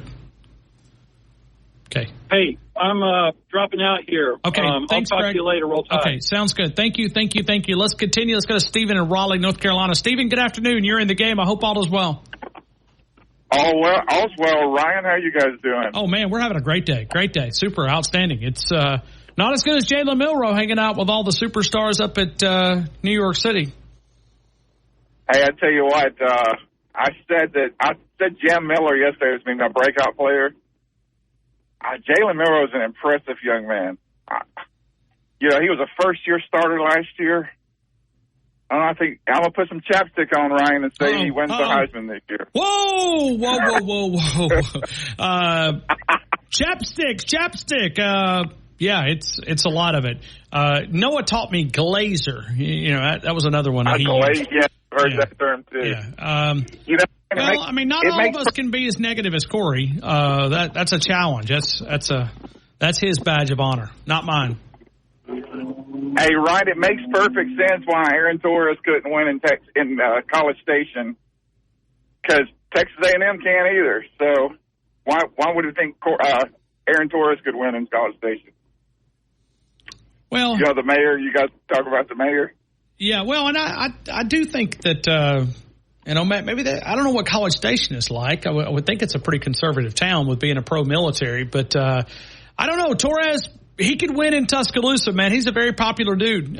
We love Torres. We love his opinions. He's kind of become very popular around here. And if we miss a week, I get complaints. Where's Torres? Well, he always delivers the goods. And, we're talking about a lot of different things. Basketball, but just for a minute, Stephen, let's dream a little bit. It's still talking season. Fair enough? For a couple of more days? Fair enough. What if Alabama basketball is the team that we think, and Alabama football is the team that we think? What if they do win somehow, some way? Alabama gets their first national title in basketball. We did the first Final Four last year. What if Alabama football can rise above the rest and win it all? Well, we would be if we won basketball, football, we'd be did Florida do it the first year that they won the basketball? Did they win football and basketball this year? I need to go back and look it up, but it sounds about right. I think it is. I think it was the only team. We'd be the first school since then. It's only like 120 days till basketball season too. 122, something 21, something like that. Well, the way that you keep up with it is we're 105 days away from the election, and Alabama basketball will play on the Monday before the election. Oh, okay. Yeah. I'm looking forward to it. I see the president finally appeared. He was in his 5-day hiatus. Yeah, he grew a couple of inches. COVID does that to you. Yeah, I think he was wearing some platform shoes on or something. Yeah, I've seen. He looked a lot. He didn't look as frail. So I guess COVID. Maybe I need to, pick up a COVID bug. See if I'd like to be able to put on a few inches, but that is. I'm not a conspiracy theorist, Ryan, but I don't know. Something's amiss there. Yeah. Well, not only did he sit up and tell all those lies, it's like, how big of a fool do you have to be to believe it? I was watching him last night. It was the president, address to the nation. And I'm just sitting there going, what idiot would believe anything that he's talking about how he's controlled immigration, how he's been able to get the inflation down, the unemployment. Joe, I don't know if you are grocery shopping the same place I am, but I haven't been able to see that. But like I said, maybe I'm missing out. Joe, just let us know where you're buying groceries, because I'd love to maybe experience that. So, Ryan, are we, was it 6 days to football practice? We are one Devontae Smith away from Alabama Crimson Tide football practice. And, we're are you guys almost get about to shut down talking season, at least for temporary. Are you guys going to get a little access? Have you heard any schedule, anything like that? For But nothing official. We will get that. We have a meeting at some point next week to discuss all of these different details, and I'll know more then. But I don't know. I do know that we will have some access, but don't know exactly all the details. So, but we will be given. Regardless. We'll be able to view some practices. I don't know how many, but we will have access to coaches and players, assistant coaches, just like we did in the spring. But as far as knowing every part of it, I don't yet. But I will. I think Tuesday afternoon when we talk, I'll be able to hopefully, as long as it's not set off record, I should be able to reveal some of that. But practice will start on Wednesday, and for me, I think I've said this multiple times. This is not letting the cat out of the bag. But from a morning perspective, I've always had to set it up, right? Set up what Nick Saban is going to say, because normally he would talk between 5:45 and 6:15, because we would have to extend the show just to even get to sometimes the press conference. And I was always having to set it up, right? Set up the topic. Well, now we'll be able to recap. So I'll be able to come on at 2 o'clock and be able to tell you, hey, what we were able to see, what we were able to hear from the press conferences. So it's going to, offer a little different change, but it'll be something I think that'll be, be able to add to the flavor of the show. And, from a... I give it a year, and the imitator over there in Georgia will be having morning practice over there in Athens. Oh, that's right. He's a replica program, yeah. Especially, one year from now. If Alabama has the season that we think they're capable of, they're going to have a lot of morning practice teams, a lot. They'll be running jet sweeps up the,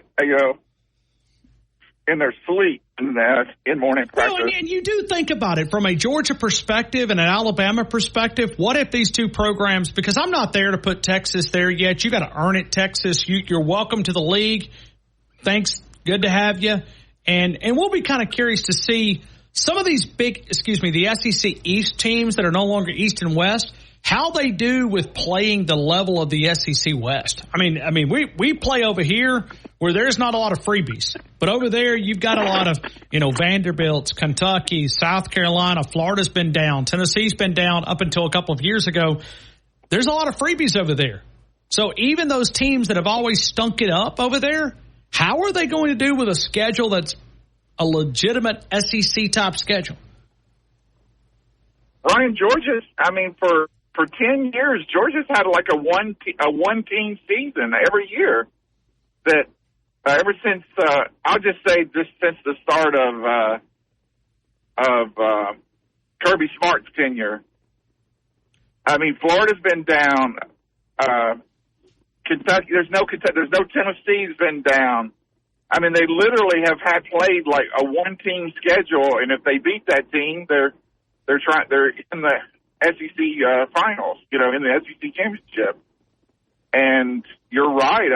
Now Georgia has to play at Texas, at Ole Miss, at Alabama. They've never had to do that before. Yeah. So Georgia, welcome to the league. Welcome to the league. It's good to have you guys, man. I appreciate you guys playing an SEC top schedule. And like I said, when we talk about it but from a standpoint of us, it was iron sharpens iron. So it can work out the other way. When Georgia played us, it was like, whoa, I thought you guys were going for 3 in a row. And there was, if anything last year accomplished two things, right? We stopped Georgia from winning 3 in a row. We did that. Because that was about to happen. Georgia was on a pace to go win a national title, and it would be the first program in the history of college football. And then to suck that life out of Auburn because they had us against, we were against the ropes. And to be able to come back and to be able to yank that out of them, because think about if they would have won. We're talking about a program Paul did a couple of minutes ago. They're dead. It is funeral home dead. There is no energy around that program, and it's hard to cultivate that. That one Gravedigger play, 4th and 31 that you can buy at DanielMooreArt.com, think about if that play didn't happen. All we'd have heard about, Auburn got Nick Saban, his final Iron Bowl, his final, and plus they would have had a winning season. Now, as it is, they've had 3 in a row losing seasons, and they're still in the gutter. Ryan, I look at Jalen Milroe in New York City, which you said it a little while ago. He's an impressive ambassador for the university. I don't see Georgia's quarterback in New York City on the morning show. Yeah, Alabama's just a different brand, man. It's a different animal. To even think that, for them to even think they wear the crown, I don't see it anywhere. We just beat them. We just beat them. We've won the SEC throughout the last 4 years. So I don't understand these people anointing Georgia the crown right now when they couldn't even beat us. So it is a brand. Alabama's a brand that, you think. Teams think we're lucky that we had 2 of the greatest coaches of all time. But wonder if it's the university making the greatest coaches of all time, which is where I think it is. The brand at Alabama, you put a good coach with the brand at Alabama, and he does special things. Great point. And I believe we'll see that with Kellen DeBoer. So, Steven, roll Tide, Ryan. I'll let you Carolina, go. Roll Tide to you, man. Thank you. Stephen, Raleigh, North Carolina. We'll continue with more phone calls. We'll get to those next. T-Town Tide, 100.9, 1230 WTBC, your home of Alabama Crimson Tide Sports.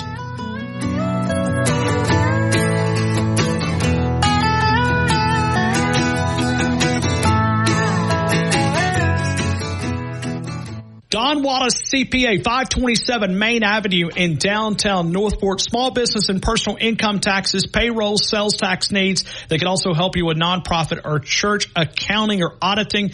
In business since 1999, they work for you, not the IRS. When you take on taxes, you got to have someone on your side. It's Don Wallace CPA. Next deal to 511-511. Your order is backed with a 90-day guarantee. All dogs are unique. Your dog results can and will vary. Message and data rates may apply. Northport Power Equipment, largest inventory Husqvarna dealer in the Southeast. You'll find the Husqvarna models for residential and the professional landscapers, Skag commercial mowers, residential mowers, backpack blowers, handheld blowers, battery-operated tools. The service department at Northport Power. Locally owned and operated since 1971 with 2 locations to serve you. 15th Street, Tuscaloosa and McFarland Boulevard in Northport. Online at paintspot.org. Rumsey Environmental, a one-stop shop serving West Alabama for all of your waste removal needs. If you're in the construction business, take a little bit of stress out of your life. The construction debris removal containers customized to fit your job site. The portable toilet service, the storage containers to protect your valuables. It's Rumsey Environmental for that complete waste removal service. When you with all of your CPAP needs, including the new Luna Travel CPAP. Call 339-8013 or stop by Mid-South in the Northbrook Plaza on McFarland Boulevard. The Game with Ryan Fowler, powered by Tuscaloosa Toyota, on your home for Alabama sports. Tide 100.9 and streaming on the Tide 100.9 app.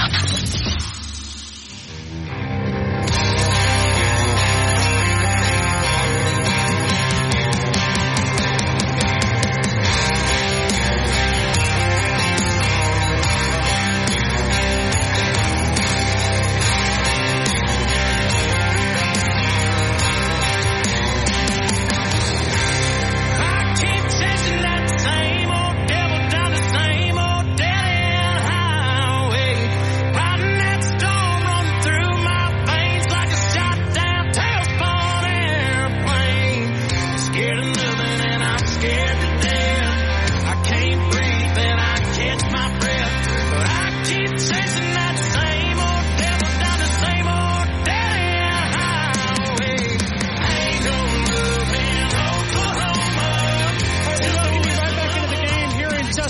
Tuscaloosa Tide at 100.9, 1230 WTBC, your home of Alabama Crimson Tide sports. Let's go to the number one caller to this radio program, Bama Nick. Bama Nick, good afternoon. You're in the game. I hope all is well.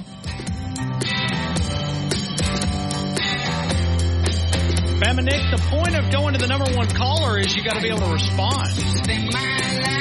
I'm responding. I was waiting on my intro song, Fowler. I mean, what a diva. High maintenance right here, man. Listen to it. Listen to it, Fowler. Okay, I'm listening. Listen. Get into it, Fowler. Can I dance with you?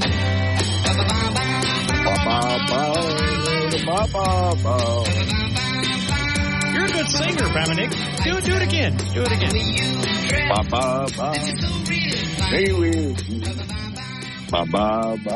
I mean, what is it? How does it feel to be able to dethrone Tony? You know, Tony's out campaigning for Joe, and now he's campaigning for Kamala.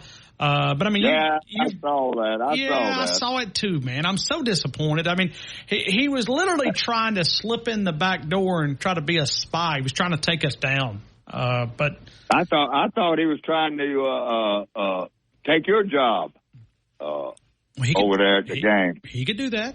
Very talented behind the mic. But no, we miss Tony. I don't know where Tony is. I miss Tony, too. I ain't heard from him. And Danny G, I miss Danny G. When I hear from Danny G... yeah, you told me the other day when I talked to you. Yeah, I mean, you appreciate Danny G, don't you? I mean, do you miss him? Oh, yeah, I like Danny G. Me too. I miss his calls. I really do. Well, I mean, so looking at... have we dropped him completely out of the... Top 10? I mean, no, I'm talking about top 25. Is he still there? Oh, yeah. Danny G is always going to be in the top 10 callers on your show. Yeah. I mean, I don't give a damn if it takes 3 or 4 mulligans. If he wants to take a year off, 2 years, it don't matter. Danny G will still be about number 5. Yeah. Well, we're keeping a score. Like, you know, we do our score prediction, so we will do our grand prize drawing for tomorrow. Matter of fact, you have an entry into that as well. But when we do that... Oh, yeah, I should have 2 or 3 entries in there. I know you at least have one. How many parlay picks I win last year, fella? Oh, I mean, half a dozen. Yeah. There you go. So I should have whatever you throw in the little thing. Well, and this year what we're going to do is see, I didn't tell the audience this, but our score prediction contest winnings will be the amount of times that you called throughout the off season. Your prize package will be. I got to be like the number one in that. Well, no, it will be based on that, and it goes up from Pocket Lint to Dreamland gift card, Southern Ale House gift card, all these different things. So like if we haven't heard from you since the Rose Bowl, 1 bag of naturally organic Pocket Lint, you have won. So. A pocket lint, Paul. I like that. Paul. Yeah. So we're keeping score. I'll donate that to AC if I win. Bama Nick, why did you do it to us? Why did you do it to us? Okay. I mean, do you at least feel bad? Somebody to liven up your show. And I heard AC's call yesterday. Do you at least feel bad when he calls him and makes a fool of himself? Well, don't I make a fool of myself most of the time? Well, I mean, I do as well. All your listeners seem to think I do. Yeah. So, but that's all right, man. AC, we're both dumbasses.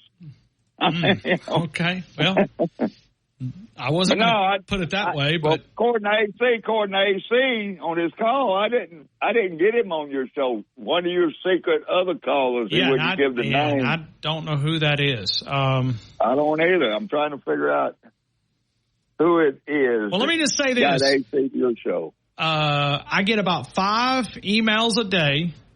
I think since June the 15th, I've got 105 emails. Yeah, I heard that yesterday. Yeah. I was listening to your show yesterday. I mean, I'd have to have a full-time employee to answer all the questions that he sends me.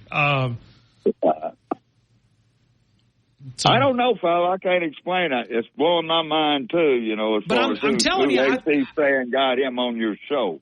Yeah, and I will say this. I will say this. When you look at Digger, who calls in from Louisiana, I'm thinking it's Digger.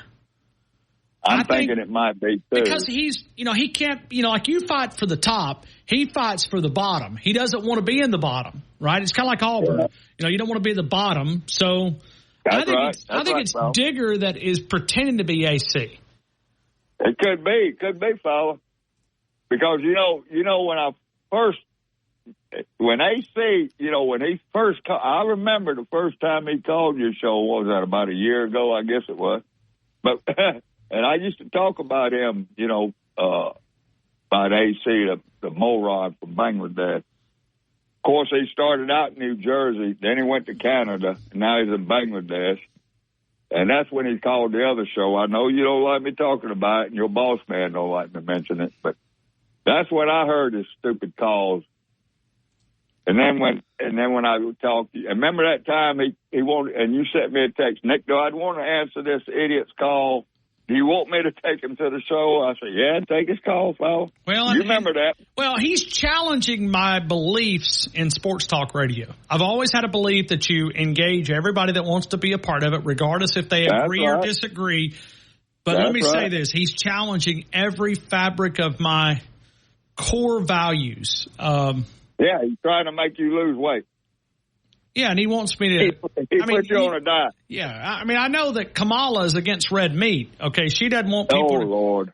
Bama Nick, I'm not making this up. That's a true statement. I know what that idiot Vice President Kamara wants to do. She's wanting to put another tax on any type of steaks or hamburgers, red meat in general, because it's causing some kind of global warming. But... Yeah. I mean, remember now. I mean, she was rejected by her party before she was rejected by the Americans. But that's right. She ran. Well, she ran. I know about it. And she got less than 1% of the vote. So and all she does is cackle.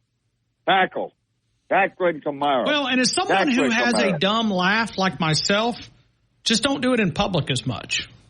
That's right. Because I have an evil sounding laugh. It's kind of weird, It's I mean, I don't even know. Can't even do it. There ain't nothing wrong with that laugh, but her laugh will drive you. It'll drive you into the Twilight Zone. You remember that show, The Twilight Zone, back in the day? Brian Fowler, of course, that's probably before you was born. No, I remember it. Yeah. Anyway, let's get on to another subject, Fowler. I'm tired of Mullen. So Danny G just sent me a message. No. Danny G just sent me a message that says Bama Nick still loves me. Yeah. Okay. So here's the question. What would you do to get Danny G to call in one day? Well, hell, I wouldn't do nothing. I mean, if he wants to call your show, call your show. Okay. Well, I mean, I thought you might take him a lunch or, If he wants to come over to Americus, Georgia, I'll take him up to the Fish House Seafood Center and buy him dinner, buy him some shrimp, or flounder, or whatever he wants. Steak. Okay. And that reminds me, fella, when you coming over here and see my ass? Soon. I know you talk about it many times, too. I'll put you up in the finest hotel we got here, right downtown, Americus, Georgia. I want to stay at the President's Mansion over there, the Peanut Farmer. Oh, he don't have a mansion over in Plains, Georgia, pal. I can tell you that right now. All he's got is his house over there with the security agents and the fence around it. Okay. But I can put you in the Windsor. I'll put you up in the Windsor over here, and you might be because it's considered haunted. All right, but here, this is a very personal question. If the wind is blowing across Auburn, like from west to east, do you get a little? Okay. Do you get a little smell? Yeah, we get a smell coming from Auburn over here. I mean, we're only like 65 miles away. Okay, so every now and then, wind gets blowing, you kind of. Oh yeah, it's like these dairy farms they got around here. I mean, if you're driving down 19 South, you can smell them dairy farms. Ooh, Lord have mercy. Going to Albany, Georgia.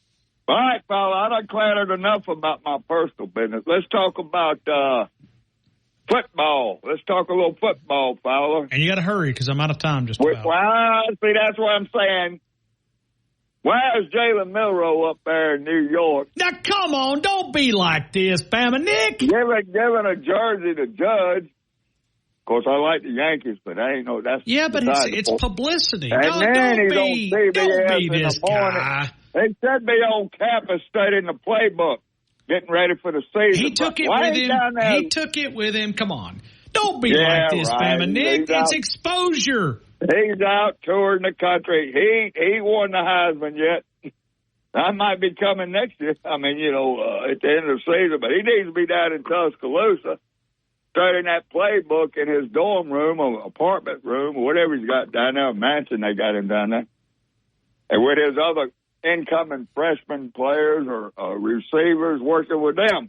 Now, what's going on out with Fowler? I'm getting tired of all this, the quarterback saying, hell, if he don't straighten up, Ty Simpson will take his job. Bama Nick. Now, what do you think about that, You sound Fowler? like an old fart. No, I know. I'm from an old days. Oh, I tell you, don't get him out there and have no fun now. Come on, Bama Nick. Live it up a little Come bit, on, man. Fowler. They need to It's roll them up, take July. them over If there. this was August, it'd be one thing. Let him enjoy. He's a college kid. He's a guy that's launching his Heisman campaign. How old is he, Fowler? How old is he?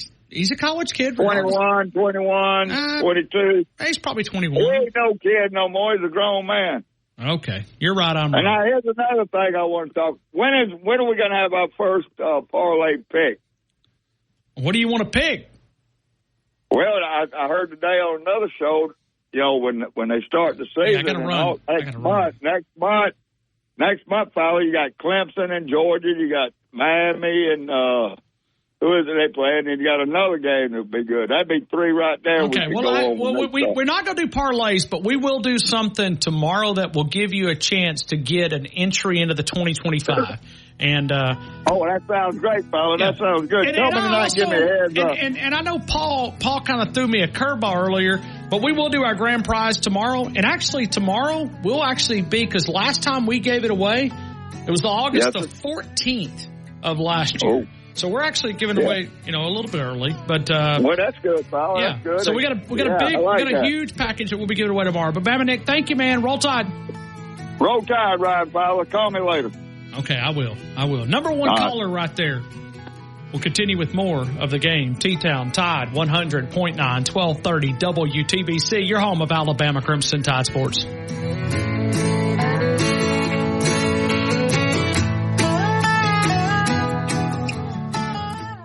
El Grant is the great Mexican place in Winn-Dixie Shopping Center. Go over to see my friends Carlos, 205-391-4555, 62 McFarland Boulevard, Monday through Thursday from 11 until 9:30, Friday and Saturday 11 until 10:30, Sunday also open 11 until 9. You'll find the great daily lunch specials. You'll find great entrees including can sleep.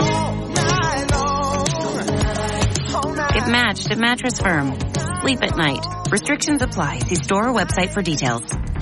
With only 43 seconds remaining, facing a 4th and goal from the 31-yard line at Jordan-Hare Stadium, quarterback Jalen Milroe finds himself under immense pressure, scrambling to connect with Isaiah Bond in the corner of the end zone for a miraculous come-from-behind victory over Auburn. The jaw-dropping 27-24 result came on the 10th anniversary of the Kick Six.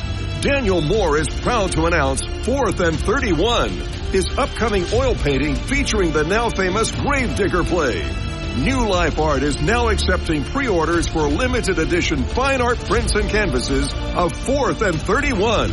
See the preliminary pencil sketch for the artist's full color painting at DanielMooreArt.com. Pre-order your artwork now by calling 1-800-735-2787 or by visiting DanielMooreArt.com. Tide 100.9 Tuscaloosa weather. Mostly cloudy through tonight. Will maintain the chance of a few passing showers or thunderstorms. The high today 83, the low tonight 71. For tomorrow, a mixture of clouds and sunshine with scattered to numerous showers and thunderstorms. The high 86. I'm James Spann on the ABC 3320 Weather Center on Tide 100.9. WTBC Tuscaloosa and W265CG Tuscaloosa, a Town Square media station. Tide 100.9 and streaming on the Tide 100.9 app. From the Fox Sports Studios in Los Angeles, here's Isaac Lowencross. San Diego Padres pitcher Dylan Cease pitched a no-hitter today in a 3-0 victory at Washington. Here's how the final out sounded from Don Orsillo on Padres TV. Abrams to right field. Johnson coming in. He makes the catch. No hits for the Nats. Dylan Cease throws a no-hitter. The second no-hitter in Padres history. There'll be a sea of San Diegans celebrating back home today. He struck out 9 through 103 pitches in his successful no-hit bid. At the Olympics, the U.S. women's soccer team already out to a 3-0 lead over Zambia in the 43rd minute in its first match of the Olympics. Via virtual prepaid card in 15 days. Qualifying unlocked device, credit service, and timely redemption required. Card has no cash access and expires in 6 months. See T-Mobile.com. I got spirit, I got faith. I might bend, but I won't break. I'll fight the elements. And I'ma go down swinging. If I go down, I'ma go down swinging. If I go down, I'ma go down swinging. If I go down, I'ma go down swinging. If I go down. This ain't a home. Nah, not even close. They camouflage like we fighting some ghosts. You start to doubt everything that you know. I feel the heat and it's starting to show. They try to break us, make us want to give in. Lay down our arms, provocate us again. Lay down a fight, I could never relent. And I'ma take it all the way to the end. The elements. I'll fight the elements. I got spirit, I got faith. You know, this song always reminds us Alabama basketball a little bit closer with Mr. Nate Oates. Wow, what a job he's been able to do. Nate Oates continues to build a lot of steam off this basketball. We talked a little basketball there in Torres earlier, but Nate Oates continues to build some special things around the University of Alabama, and we're headed for bigger things here in 2024-2025 season. We're also headed for bigger things when you look at the Alabama Crimson Tide football. We are 37 days away. I don't think we have to even go back one number, right? Sean Alexander, man, wow, the All-American. Disappointed we couldn't get him in the Hall of Fame, but at some point maybe he'll get that opportunity. His anchor at, and I've already voted, Chris Samuels was on the list this past year. Always good to see him. Mark Ingram was also on that list, but Sean Alexander, no doubt, a legend here in Tuscaloosa. I'm very appreciative, and what a great ambassador. You know, we were talking about ambassadors a couple of minutes ago around the University of Alabama, and, you know, Jalen Milrose doing that. Let's start with a clip here, and then we'll go to Dale in Moundville. He'll be first up right here in just a couple of seconds. Then we'll go to Tommy and Rami that's coming up second, and then we'll get to Pat, Biscuit Bruce. I see you. Let's go here real quick to Jalen Milrose, because this is the talk that we're talking about earlier. When you look at Jalen Milrose staying in Tuscaloosa, to be able to say, you know what, I'm not going to be able to take in Tyler Booker's words. My legacy cannot be bought. I cannot, you know, it's not for sale. Jalen Milrose said it in a different way. Here's how he responded to a question talking about how did you listen to these other people trying to get you away from the University of Alabama. This is how he responded. Why did you decide to stay with Alabama regardless of that coaching change? Number one, I didn't want to make an emotional decision. Mm-hmm. Everything that I do, everything is thought out, and also not leaning on my own understanding. Faith really came into the picture when it came to that situation. Also family. I separated my life into 3 pillars: faith, family, and football. And that was something that, you know, impacted my decision. Number one, faith. 2, family, not leaning on my own understanding, just trying to get some advice through that process, because it was a hard decision. Yeah, I'm sure. Were you tempted? Not at all. Not at all. So prior to going to college, I told my parents, hey, no matter the situation, no matter if I start my first year in college, second year, third year, I'm going to get my degree in 3 years. And I was able to achieve that this past December. Hey. Congratulations. Look at you. 3 years. 3 years. I was able to achieve that. And at my graduation, I gave a speech to everybody. And I told them that, of course, I'm coming back, for the next season, staying in college. And I will get my master's degree this next December, despite any challenges. And so this is before Coach Saban retired. Yep. And I'm all about, staying committed to my goals. And my goal is to get my master's degree from the University of Alabama. And it's definitely a hard task, but with everything, it's all about goals, setting for yourself. And I just feel ultimately that Alabama is the place I need to be at, and nothing was going to, allow me to, move away from that. That is awesome. Bama Nick, you and I agree on some things, but having Jalen Milroe in New York City is a value. There's a value. And it's not just a value for the current players. It's also a value for the future players. If you're Keelan Russell and you see that, the Alabama quarterback, Joe Namath explained to us a couple of months ago, when you look at the Alabama quarterback pressure that's on that young man, he embraces it. As I think Stephen and Raleigh said it yesterday, his smile is infectious, his energy. We're all excited to see Jalen Milroe. I don't think that's a negative to be in New York City. That's just me. I'm not. That's not where I'm subscribing. I think it's a positive anytime you can go and promote the brand in that type of manner. When you look at this Alabama brand, it's not going away. It's not slowing down. It's continuing at a rapid pace. When you could be in New York City and you could be on a CBS. I mean, think about the millions of things that CBS Morning News could be talking about. I mean, the intersection between politics and sports. You had all the protests yesterday, burning down Washington, D.C., throwing things, lighting flags, taking the flag down. I mean, you had CBS Morning News covering the University of Alabama. That's a value. That is a gigantic value with so many different topics that they could be discussing. The Olympics start tomorrow. That's another thing. I mean, you could literally pick out 15, 20 different topics. And to put the University of Alabama starting quarterback on a morning news that's not sports related, that's a value. I'm not sure who pulled all that off, but hats off to you. Whether it was, Aaron Jordan, Alex Thompson, media relation department, maybe his publicist. I don't know how it happened. If Kalen DeBoer called him and said, "Hey, I want you to get my quarterback on," whatever method it took, that's huge. That's a value. And then to get him on 3 different shows on ESPN, I like it. Dale in Moundville, did you like it? Man, let me say this, Ryan. Me and Jumbo met Jalen Milroe at the Cancer Center last year. Let me say this. There is not a better young man for that job that he's got at quarterback with Alabama. He is such a professional young man and just such good-mannered kid. He's got I don't know how well he's going to do this year, and I'm glad we got Ty Simpson, but there's nobody else I'd rather have leading Alabama than Jalen Milroe. That's just me. I mean, you just have to, if you met him and had a chance to sit down and talk to him, you would see exactly what I'm talking about. Yeah, I mean, you can see it. You can see why he's a solid leader, that other people want to follow him. That's a good thing. Kalen DeBoer has got a lot to work with in the lab. I'm going to say that. He's got a lot to work with. I mean, he was just a whisker away from getting in the national championship game. So, and leading us there when nobody gave him a chance. Nobody gave Alabama a chance.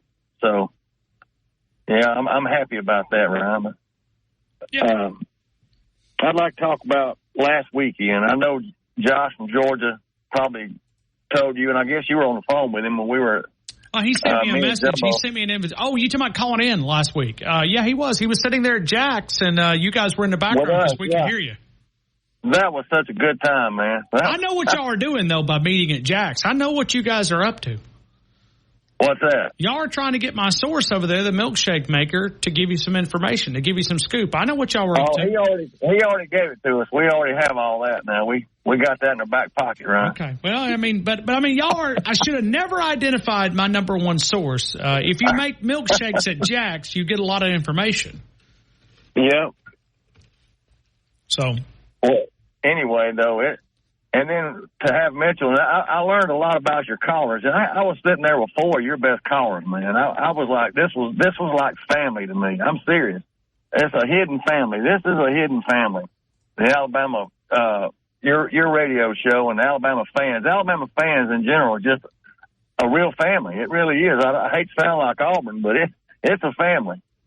I didn't know Mitchell and Karen was brother and sister, so I found that, and I didn't know Josh was a preacher, so I learned stuff about him, you know. Well, and I guess a lot of people don't know. I mean, you can hear it in Josh sometimes, man. He gets wound up a little bit. You can kind of hear it. Oh, yeah. Yeah, I mean, if he's on some. He is. But I love it, man. High energy, man. High energy. High energy. He really is. Yeah, I give him all the props, man. He knows his stuff. And Karen does too, man. I was impressed with Karen. Miss Karen, that's the first time I met her. She knows her stuff. What I could see happening, Ryan, is here in Mabel, there's a place you can, over there at the mounds that you could, we could all rent, man, and just have, even callers, even people that listen to the show could all come, man. We could all, and let some of the ladies that call in and stuff help prepare the food, and let Jumbo cook, be one of the cooks, man, get steaks out there, man. I mean, we could have a good time, just have some real good stuff. Like a chicken on the ground type thing. Yeah. Shoot, I would love that as much as a family reunion, man. In my own family, that would be, because it feels like a family reunion when you get together. We've done that before with different events, but we do need to do something. I don't know what we need to do, but I'd like to be able to do something. We could even get Uncle Nick down there, man. You know, we might get him sitting down over there in the corner, and I could see me and Josh maybe having to drive him home, you know, to the hotel room, maybe at the end of Uncle Nick there. You know, just had one too many, maybe, but hey. Bama Nick, I could probably see him having one too many. Yes. That would be a problem. But he'd have a good time because he is part of the family. Well, and we would, somehow, some way, maybe we could pull it off. I don't know. I mean, it would be something that we could do because I'm open to it.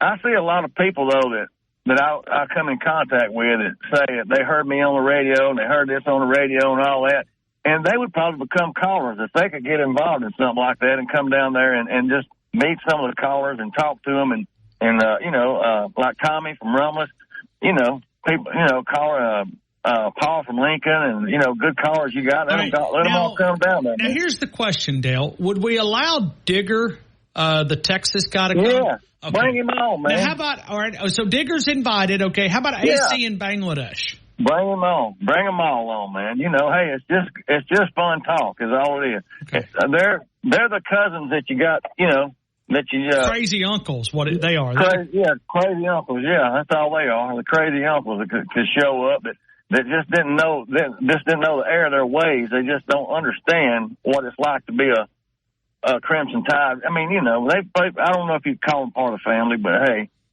they like to call in for some reason. They're drawn to the show. They're drawn to us, and they keep calling. And they're pretty good callers.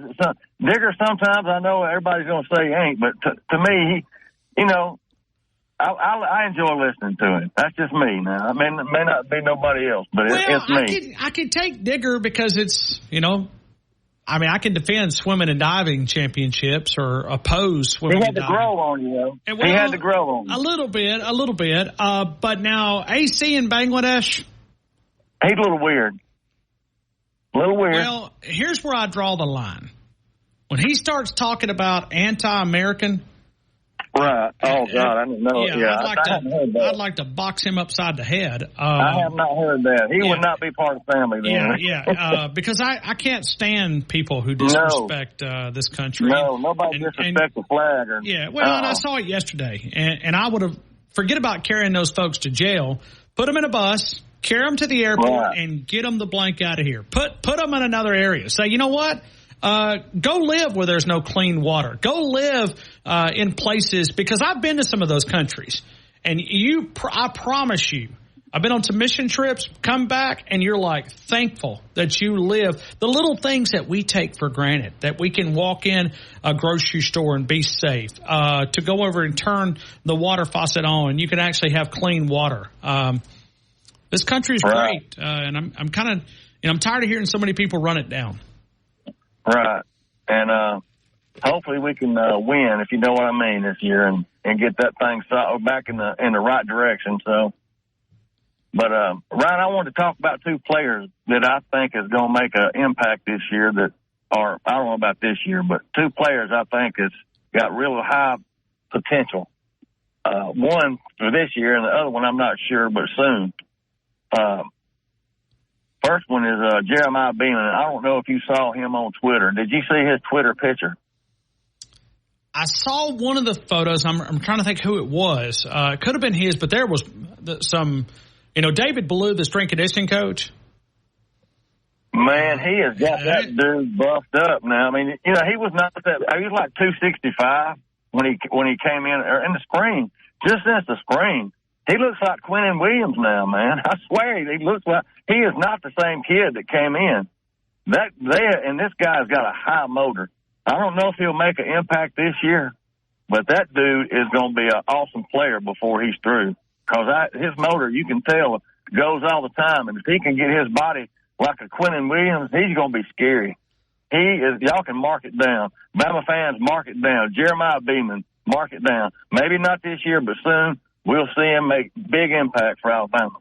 And my other one is, I don't know if I guess when he was in media days, did you catch, and you may have already talked about this, I don't know, but Kendrick Law running a 23.6 blazing a mile an hour. Yeah, I mean, we saw it last year in the kickoff returns, but I think he's going to have a bigger role, and I think What does that tell you, Ryan? He's ready.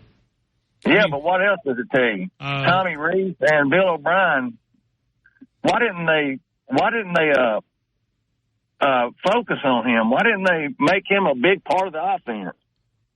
We saw him every now and then on the jet sweep. He hadn't scored a touchdown yet, Ryan. Did you know that? We went through a bad run of coordinators with Bill O'Brien, Tommy Rees. I mean, we really haven't had a good offensive coordinator since Sark left in 2020. They just didn't know how to utilize him. I believe he could have a breakout season this year. He could really have. And I mean, I know everybody's expecting big things from him, but I think he could win. And I think the one photo that really grabbed me was Caden Proctor. Dude. That guy, really? Yeah. That photo. He done slimmed down too, hasn't he? He slimmed down. He's put away the nachos and the Oreos. He's serious now. Yeah, he looks like he's dialed in. Looks like he's ready to go. And, and everybody's criticizing, him in the spring. He's out there busting his butt. That's good. I think he knows now he was cloudy about being here maybe and going back to Iowa. That just cemented him here, and now maybe he can get his mind right. And one of the reasons why he came back and he went to spring break with some of his buddies and he realized, you know what? Wow, I'm missing these guys. I'm missing this culture that's Alabama Crimson Tide football. And never know what you got till you don't have it no more, right, man. And you know what? I'd put him on every recruiting billboard because he could say, you know what? This place ain't like everybody. It's kind of like Landon Dickerson.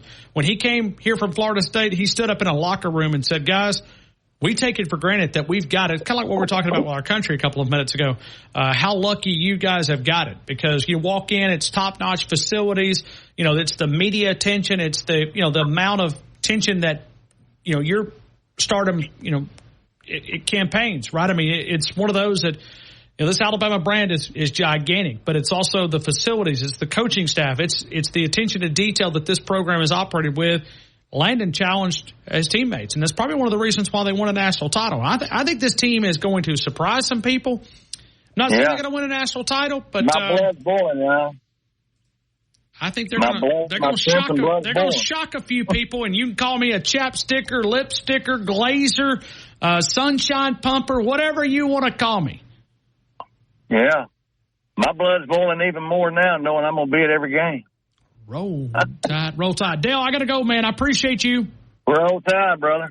We will continue with more phone calls next. T-Town Tide 100.9, 1230 WTBC, your home of Alabama Crimson Tide Sports.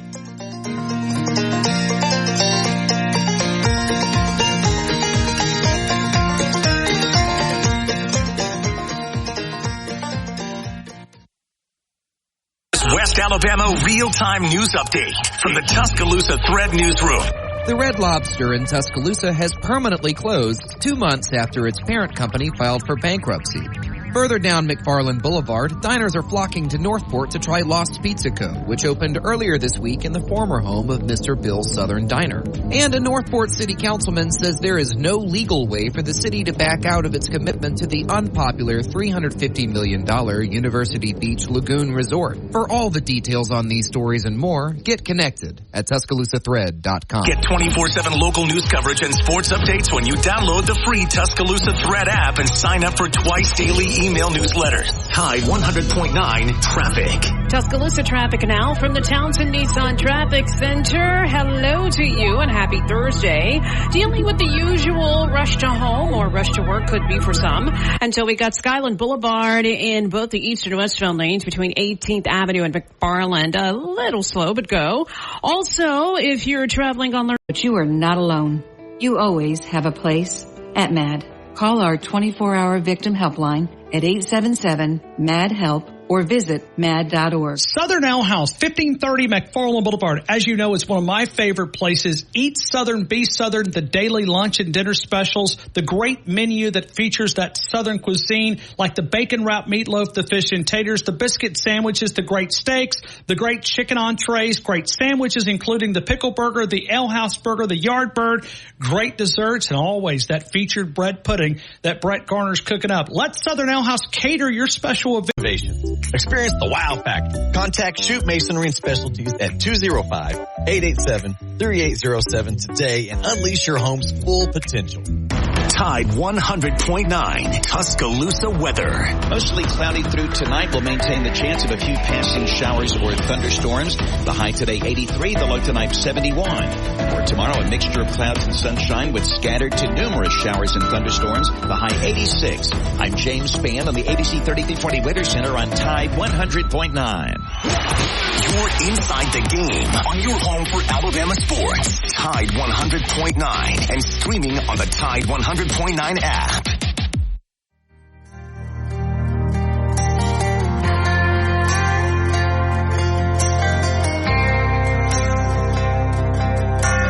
Right outside of this one church town, there's a gold dirt road to a whole lot of nothing. Got a deed to the land, but it ain't my ground. This is God's country. We pray for rain and thank Him when it's falling, 'cause it brings a grain and a little bit of money. We put it back in the plate. I guess that's why they call it God's country. I saw the light in a sunrise, sitting back in a party on the muddy riverside, getting baptized in holy water and shine with the dogs running. Saved by the sound of a pin-crown Dixie whistle in the wind that'll get you heading down the death. Wyatt's favorite music is country. He has been playing some good stuff. You like a little Chris Stapleton too? Who was that there? I don't know who it was. I like the song. That was Blake Shelton. Okay. I love me some Chris Stapleton. You know, me too. I'm a gigantic Chris Stapleton guy, and he actually has a place down in Lower Alabama. We call it L.A. Let's go to Tommy and Romney's. Tommy, good afternoon. You're in the game. Ron, how are you today? I'm good, man. Are you having a good day? I'm having a great day. Now, are you an old person? Get off my lawn. Jalen Milroe should be studying the playbook kind of guy? No. Okay. No. But get off my lawn anyway. I don't like you, Ron Fowler. But, no, being serious, it's a different day and age. And he's getting Alabama brand out there. People say, oh, Alabama always have that brand, that A. No. You see a perfect ambassador for the University of Alabama and for a first-year coach, Kalen DuBois, getting out there. So what? He give Aaron Judd a jersey. Well, he got a bat and autographed cleats. I mean, it's great. I had a conversation. He's in the Big Apple. Well, this is where he wants to be in December with undefeated season, getting the Heisman Trophy. Yeah, it's all politics. If he's doing that, great. But guess what? Tua did. He talked about his faith. He talked about the university. And like you said today, 30-some days before the first game, Sean Alexander was a great ambassador for the University of Alabama with his faith and all this and how much he loved Alabama. I mean, you can't go wrong. And these are positive role models. And what he said today on CBS, all that he has a goal. Then you got to have a plan. You got to be focused. Nick Saban helped him with that plan. His family helped him. So it shows you that there are good young people in America, not what the crap we saw yesterday. I mean, you know, do more, Jalen. But next Wednesday, football season starts. Let's focus on football. Right now, it's free time. If people want to interview him, more power to him. Yeah. He's getting his name out there. He's getting the brand out there. Well, and it helps in recruiting. It helps in recruiting, guys. It is exposure for you to see that Alabama brand. Like I said, there's a million things that CBS Morning News could be covering. Instead, they're spending 6 minutes talking to the University of Alabama starting quarterback. Okay, I remember growing up. Let's just use this for example. Bryant was kind of thing, but he let the ball player talk after they kind of graduate thing. But when I was a kid learning about pro football, loving it, Bart Starr was a star of the Green Bay Packers. University of Alabama won 2 Super Bowls. Joe Namath played for the University of Alabama, won a Super Bowl with the New York Jets. Kenny Stabler. I mean, it was quarterback U in the 60s here in Tuscaloosa. People don't remember that, but it was. And Nick Saban, and I think Kalen DeBoer is going to keep it going. Again, bring it back. Nick Saban's story. It's positive. And we have a Heisman Trophy winner.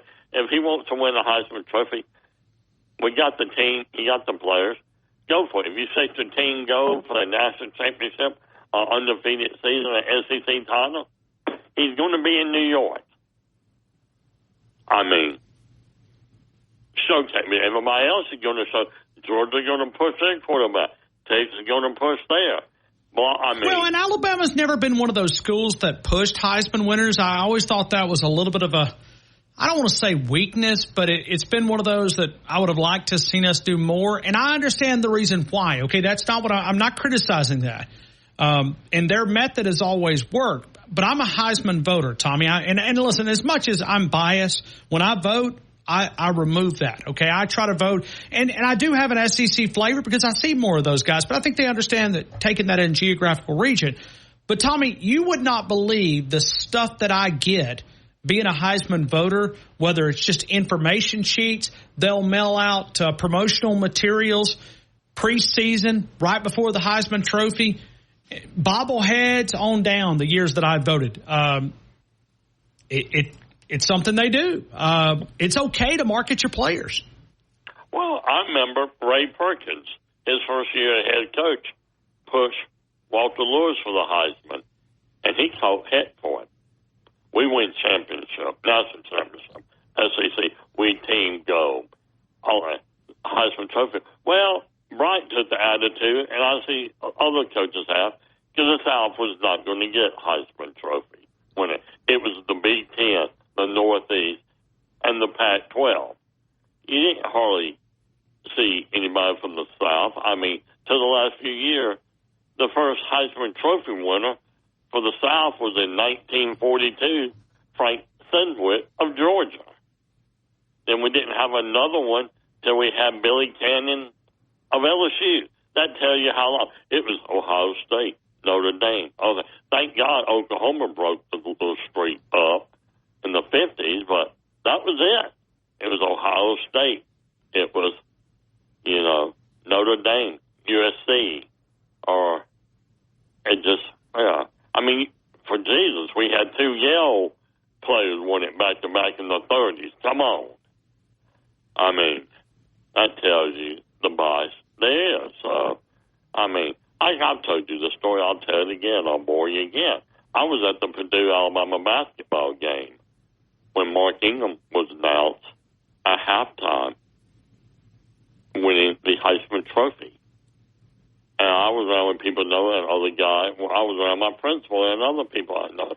He said, I never thought I would live, this is what he said, to see Alabama have a Heisman Trophy winner. Well, guess what? He's still alive, and we have seen 4. And who cares? We get number 5. We should have had number 5 with Trent Richardson, but all that BS by a certain person was in Birmingham, now in Charlotte, and all that. You know, I'm biased. Heck yeah, I'm biased. They've been biased too. Why can't I be biased? Promote the university. He's a fine example of a quarterback and a student athlete. Promote him. Talk, Jalen, talk. And he's not saying nothing bad. He's just being positive and showing a great light on the University of Alabama. Tommy, I think you've just about covered it, man. I appreciate you, my friend. All righty. I shall talk to you tomorrow or later. All right. Be good. Thank you, Tommy. Do I owe you a break right here? Am I late? Okay, let me come back. I'll take Biscuit Bruce on the other side. T-Town Tide 100.9, 1230 WTBC. Text DEAL to 511-511. Your order is backed with a 90-day guarantee. All dogs are unique. Your dog results can and will vary. Message and data rates may apply. Alabama Crimson Tide lives right here. Down to the pylon. Touchdown, Alabama. On Tide 100.9.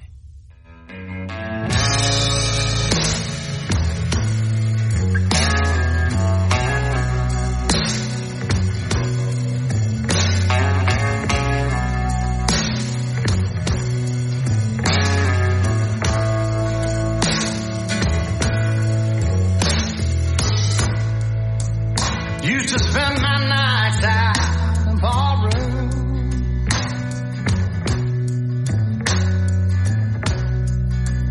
Liquor was the only love I'd known.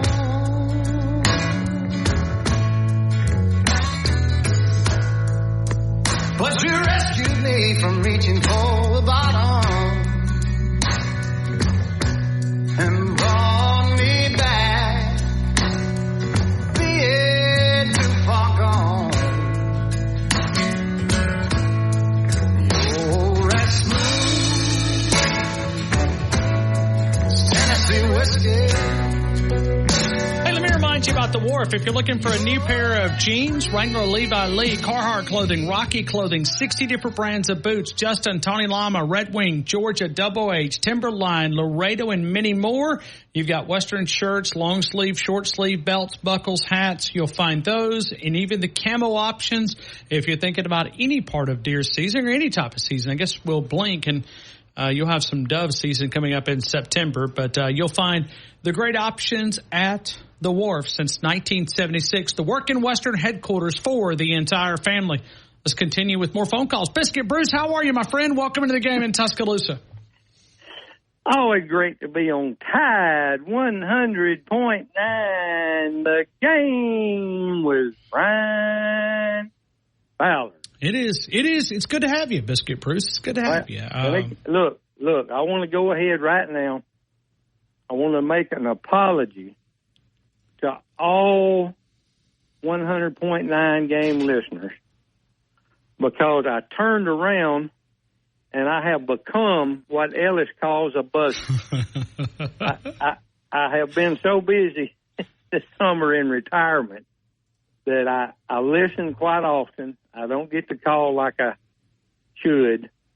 So, Ellis, I appreciate you calling me out and getting me back on the straight and narrow.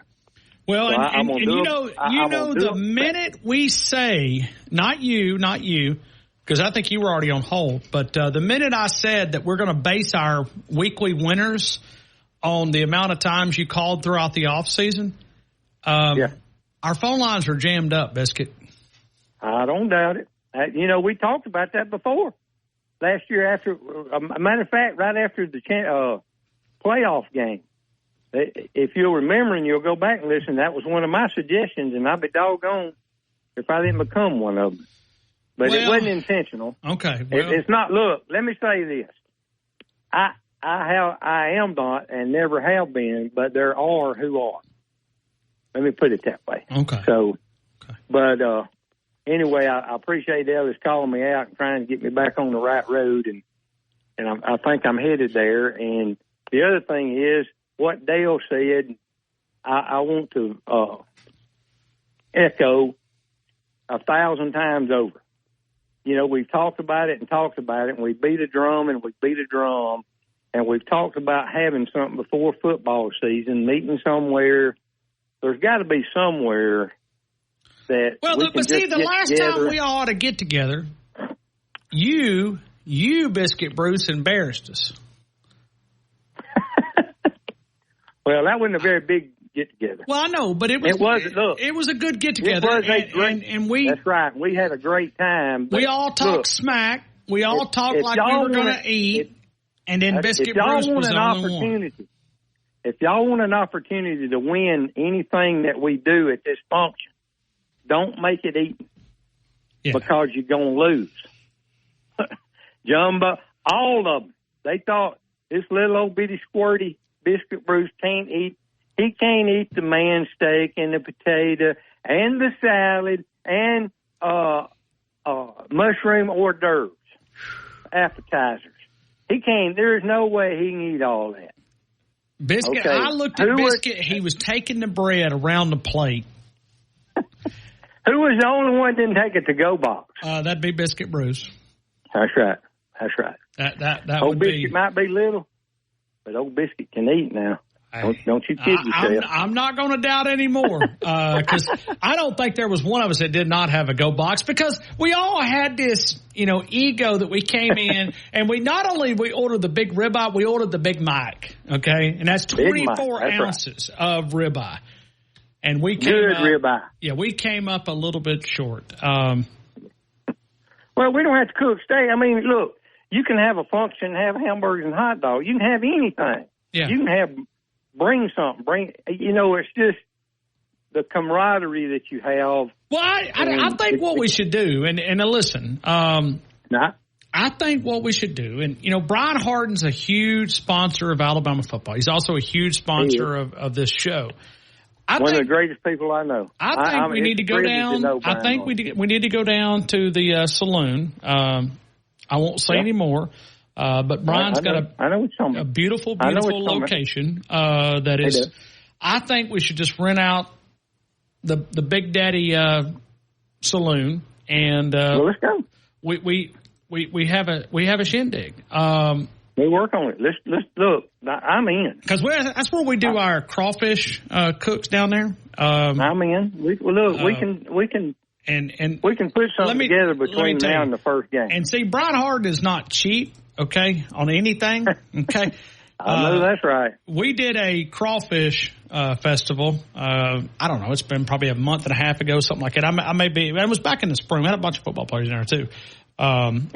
But he ordered crawfish. I've never seen crawfish. These were the prime crawfish. This is as big as lobsters.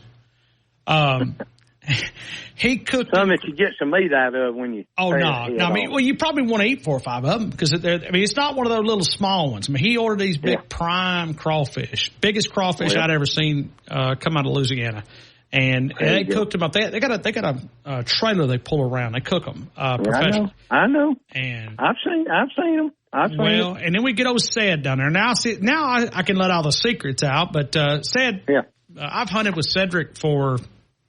I don't know, 7, 8 years. I never asked him anything about football, but we were talking. Matter of fact, I talked to Cedric earlier today. Cedric Burns, and let me tell you something. Best cook I have ever been around is Cedric Burns. The guy that's always with Nick Saban. I know Cedric. Let me tell you something. Best catfish I have ever. Top of the river up in North Alabama didn't have anything on Cedric Burns' catfish. Well, that's we need him and look now. And it ain't just catfish. He cooks at the hunt lunch, breakfast, lunch, dinner. His sister's one does all the cooking for Coach Saban. Right, but Cedric, I'll be glad to get in there with him. Well, they got an I can industrial. cook a little bit. They have an industrial kitchen down there. I know they do. Yeah. Look, Ryan, let me go ahead and brief all you. Brian listeners. Harton, I hope you don't mind, but we just kind of took it. All you listeners that think you know how to eat crawfish and can eat some crawfish, don't make that challenge. You're gonna lose if you challenge biscuit. You've got your first challenger. You've got your first challenger. You ready for this? Don't Brett Garner at Southern Owl House says, I will eat biscuit under the table. Now, I don't know. That kind of sounds gross. Where was he at today? I don't know. Anyway, I don't know. But I went by there and had lunch. We did. I had lunch with Biscuit Bruce. He wasn't there. I didn't see any of the guys today. And so anyway, yeah, well, and Brett Gardner is. Now let me say this: I've carried Brett Gardner down to where. Yeah, I know. Brett Gardner's a big boy. He pretty good. Well, he is. Now look, he's a man. Ain't no sense in bull crapping around. Brett Gardner is a man.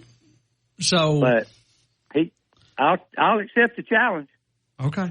Now he might do it, but I'm gonna accept the challenge. So, you just got to give me a couple of days to prepare myself. All you got to do is let me know. Joey Chestnut here preparing for the food competition. I will accept Brett Garner's challenge in crawfish or catfish or shrimp. Shrimp's another thing. Biscuit can eat his weight in shrimp, dude. It's crazy. Steak, but Brett is a man now. He is a. Well, I saw him knock out. Brett. I saw him knock out. I love some Brett Garner. Big Mike steak a month ago. Yeah, because I was there, and I was what? Well, he was probably the only one that did that night then. So me and him, we're all right. We have the same. So y'all made it through the champions bracket here. We're all the way to the championship round, and it appears at this point it's me against Brett. I don't think anybody else wants the challenge. So. Well, they didn't end, and evidently they didn't when Brett went. Well, I remember Jumbo talking the big game. Oh boy! And then Danny Gardendale, Danny G. Allen Foley. Right. He talked a little bit of a game. Yeah, man, we can eat biscuit. Jumbo biscuit don't weigh a nut. We'll eat him under the table. Danny from Gardendale bowed down when I walked out the door. They said, "You the man." Yeah, I ain't you the man, biscuit. Jumbo had to give in. I think Dale was there, Robert, whoever was there. They all had to bow down because I was the only one that ate it, as Brett was. But let's not just talk about it. I mean, it's 25th. We got 37 days. Brian Harden, if you're listening, we've already reserved your place. First thing we got to do is break the news to Brian. Brian's in. Brian. Brian's in. He's Brian, I don't know if you know this or not, but on August or something, we're going to be at the saloon. You're welcome to come. We got to figure out how to break it. Well, I got the code to the gate, so it ain't no big deal. We're in then. Yeah. I'm not that far along, but yeah, we're in. Yeah. So we'll clean up, Brian. We'll clean up when we get through. No, you ain't got to do that. Cedric does it. Cedric, he nonstop. I mean, it's the craziest thing I've ever seen in my entire life. You'll blink, and he'll have the kitchen clean. I'm like, I was going to help. Really? Yeah. Cedric is. Well, look, I'm not bragging, Ryan, but I'm a pretty good cook. I can hang in there. I'll be not. I won't be Cedric's apron, but I'll be the man that all he's got to do is say, "Hey, biscuit, this," and it'll get done. I'm the same way.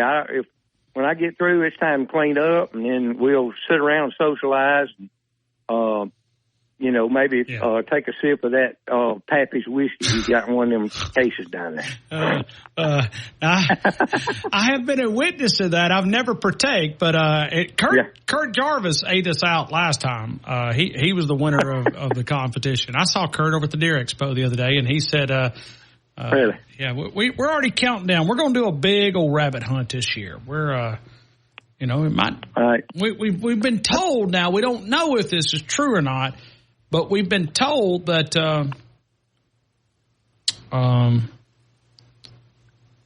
that there's a few hunters that are in this coaching staff over here. So we don't know who they are, but you know, it could be.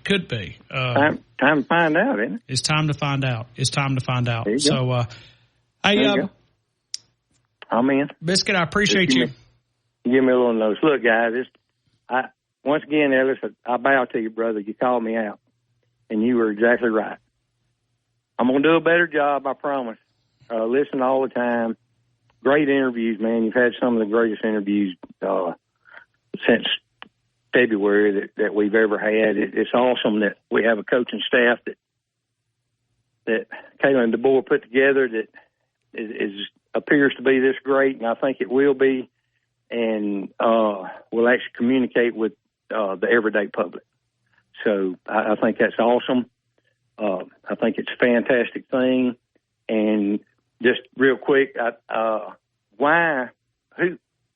fan, how could you not want Jalen Milroe out there in New York promoting? You know, people look at it this way. They go, "Oh, he's just promoting himself. He wants this. He wants that." No, we don't. He's promoting the University of Alabama, people. Yeah. Hey, and real quick, I just got a confirmation on what I told you at lunch too. That'll be happening in August too. Yes. Yeah. Okay. Yeah. Just got a text message. Well, you know, I'll probably be one of the cooks behind that. Too. Yeah, you will be. So that's why I was giving. You had my food before. I think it'll be. My food before? Yeah. No, I have. I have. I think it'll be.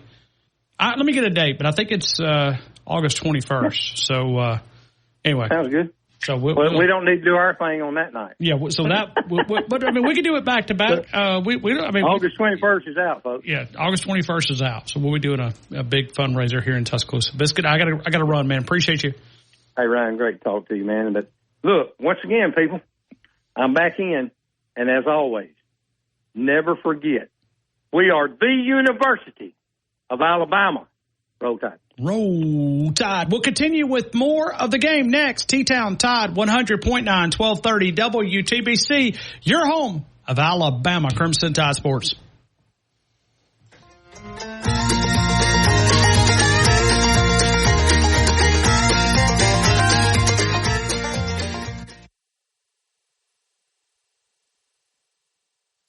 On the next Inside the Locker Room with Coach Wimp Sanderson and Barry Sanderson. Tune in Friday. We'll have more talk about Alabama football. We'll get you ready for practice that will start next week. In the second hour, we'll join Coach Sonny Smith. We'll also take your phone calls throughout the show. Inside the Locker Room, weekdays 7 to 9 a.m. on Tide 100.9 and Tide100.9.com. Tide 100.9 traffic. Tuscaloosa traffic now from the Townsend Nissan Traffic Center. Picked up a crash on McFarland eastbound at 37th Street. This accident has a lane down, so it definitely is slowing you down. Otherwise, construction is, of course, what we have to deal with, and that's a given. 2059 on the eastbound lanes at Foster's. You have that road work. Also, eastbound 2059 at the Western Bypass. More road work there at Joe Malisham. With your Tuscaloosa traffic now, I'm Tammy Thomas. Big Mike's downtown Moundville, only about 15 minutes from where I'm located. Also in Gunnersville, Alabama, Thomasville, Andalusia, Auburn, Alabama, Orange Beach. You'll find one of the best steaks in the state of Alabama, voted by the Alabama Cattlemen's Association and many other great publications recognizing the great ribeye, the seafood entrees. You'll find those, the great. Come see us at BMW of Tuscaloosa, 3537 Skyland Boulevard East, or at bmwoftuscaloosa.com. That's bmwoftuscaloosa.com. Pat's Florist and Gourmet Baskets in downtown Tuscaloosa, 1010 Queen City Avenue. For over 60 years, they've been serving our community.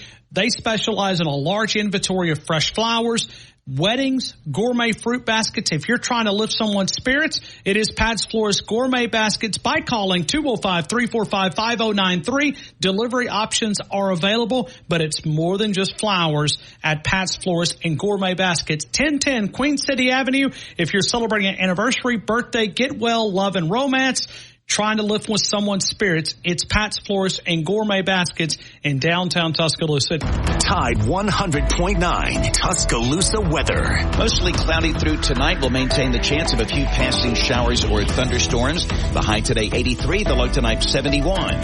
For tomorrow, a mixture of clouds and sunshine with scattered to numerous showers and thunderstorms. The high 86. I'm James Spann on the ABC 3340 Weather Center on Tide 100.9. Light up those phone lines on the game with Ryan Fowler. 205-342-9904. You're inside the game on your home for Alabama sports. Tide 100.9 and streaming on the Tide 100.9 app.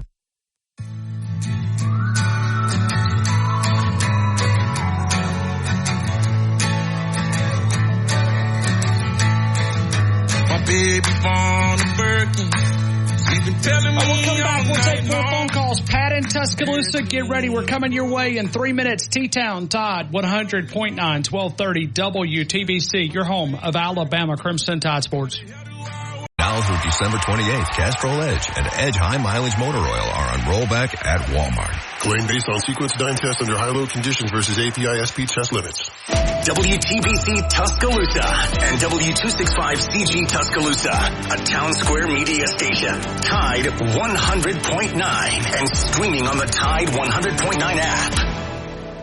From the Fox Sports Studios in Los Angeles, here's Dan Beyer. Some history today in Washington, D.C. Johnson coming on. He's got it, and the ball game is over. Dylan C says no hit the Washington Nationals. Doing so for the San Diego Padres in their 3-0 win that saw Cease go 9 innings, strike out 9 on 114 pitches.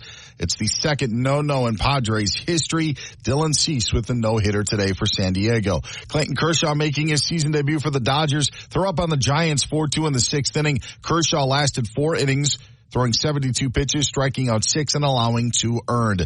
Rays are all over the Jays right now in the 8th inning, 12-0. Rangers beat the White Sox 2-1. Tigers blanked the Guardians 3-0. And the Orioles were winners against the Marlins 7-6 in 10 innings. Via virtual prepaid card in 15 days. Qualifying unlocked device, credit, service, and timely redemption required. Card has no cash access and expires in 6 months. See T-Mobile.com.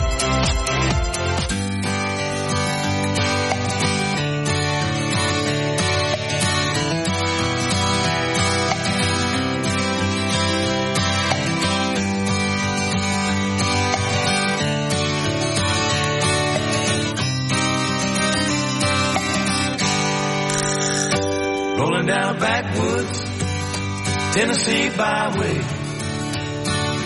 one arm on the wheel, holding my lover with the other, a sweet, soft southern thrill. Worked hard all week, got a little jingle on a Tennessee Saturday night. Couldn't feel better, I'm together with my Dixieland tonight. Spend my dollar, park in a holler, neath the mountain moonlight. Hold her up tight. Let's count them together. You guys ready? 18 national titles, 30 SEC titles. 147 first-team All-Americans, 77 postseason appearances, 45 postseason victories. Both of those are NCAA all-time records. NCAA all-time scoring leader, 4 Heisman winners, and the greatest football coaches to ever walk the sidelines. We are talking a little Alabama Crimson Tide football. We are now 37 days away, brought to you by Alabama Credit Union. We are always powered by Tuscaloosa Toyota, TuscaloosaToyota.com, 3325 Skyline Boulevard, and online at TuscaloosaToyota.com. And we're going to go to Pat coming up here in just a couple of seconds. And we are going to be having a great day. We've had a great day. We're going to do another Free For All Friday tomorrow presented by Brian Hard Construction. And we got a big camping weekend this weekend. The Cold Summer Cooking, I think is what it's been, right? It's Cold Summer Cookout, I think is what it's called. A lot of big prospects. We talked to Rodney earlier about that. Let's go to Pat. Pat, good afternoon. You're in the game. I hope all is well. Everything's wonderful. Look, I got a suggestion. Why don't we do this thing? Hold on, Pat. You got a bad cell phone connection. Well, I had a good one. Something happened just was a few minutes ago. But let me try to call you right back. Yeah, because I'll put you. Yeah, I'll put you right back in the front there. Ooh, that's. I don't know what happened there, but boy, anyway, that may have been on us. Let me cut Pat off, and then we'll get him right back in there. Let's see if it's chances are. Hopefully, he can get that line. If he can't, then it's gone because our phone lines have been jammed up. So we'll do our best to try to work. There he goes too. We were trying. We opened the line up for Pat because his cell phone there, and we'll see if we can get it back. Let's go to Bubba in Northport. Bubba, good afternoon. You're in the game. Fowler, I was trying to text you when you were trying to talk to Biscuit Bruce. I want that challenge. Now listen, I'm just going to tell y'all, I wouldn't do this too much smacking now. We did this and it got us all in trouble.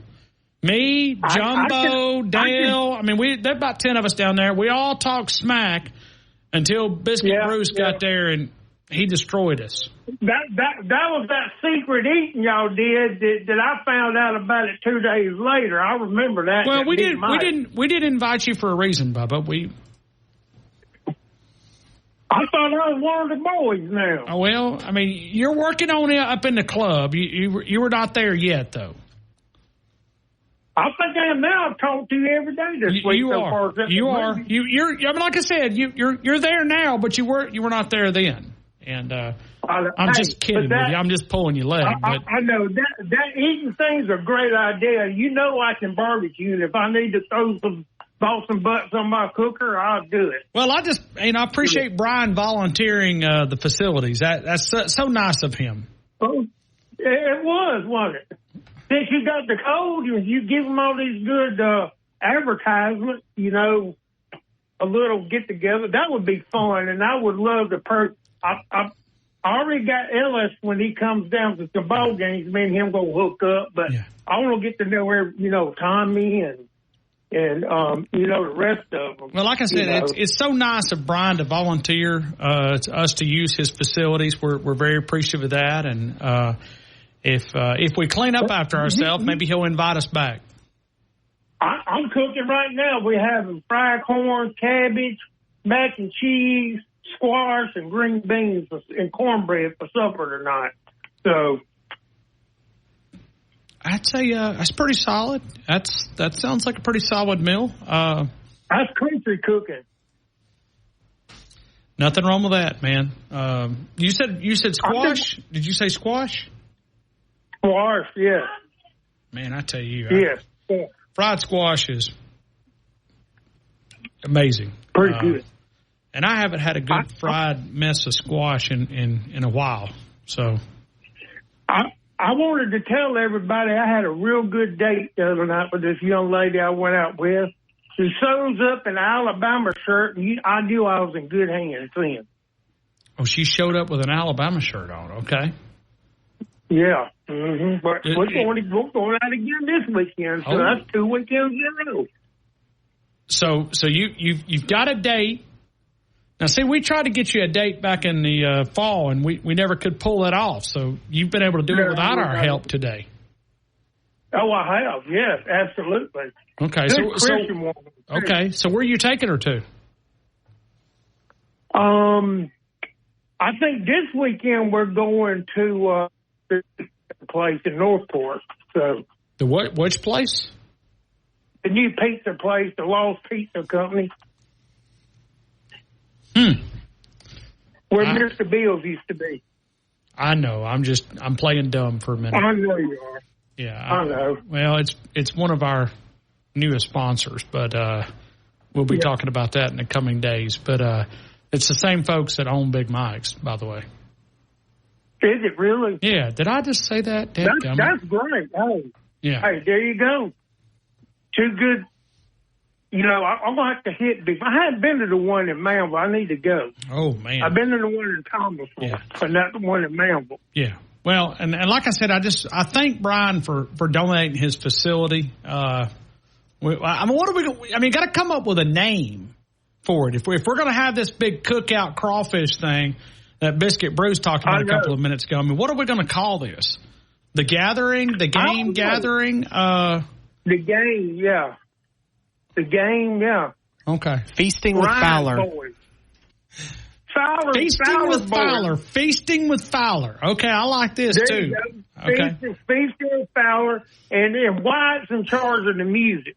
Wyatt's in charge of the music. Yeah. Okay, I mean, I think we've got it covered. Brian's got the facility. Yeah. We volunteered him to use his facility. Biscuit and Cedric are going to be cooking.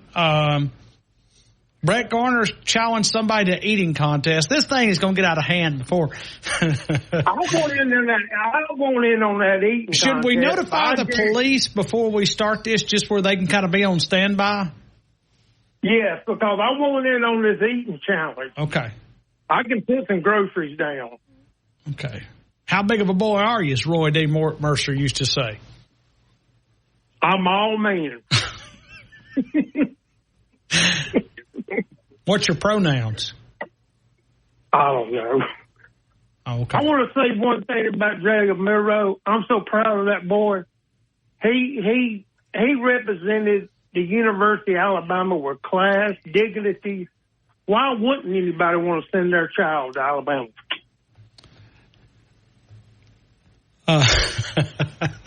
I agree. I'm just laughing. Brian Harden's listening, and I think he's hearing us volunteer his facility. But Brian, we're gonna clean up after ourselves. I mean, we're not.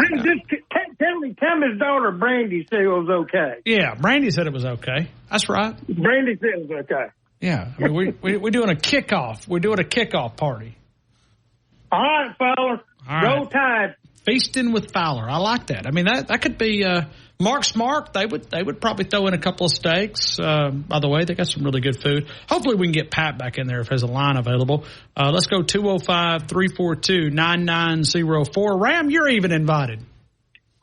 I was wondering about that, Ryan. Yeah. I was going to ask you, I want you to, have you got any pull with Bama Nick? Well, I mean, he's a number one caller. He should be able to. Well, the reason I was asking that, I didn't want him to put me, he or Ellis, put me on the list as a buzzer. Well, Ram, we hadn't heard from you in a long time.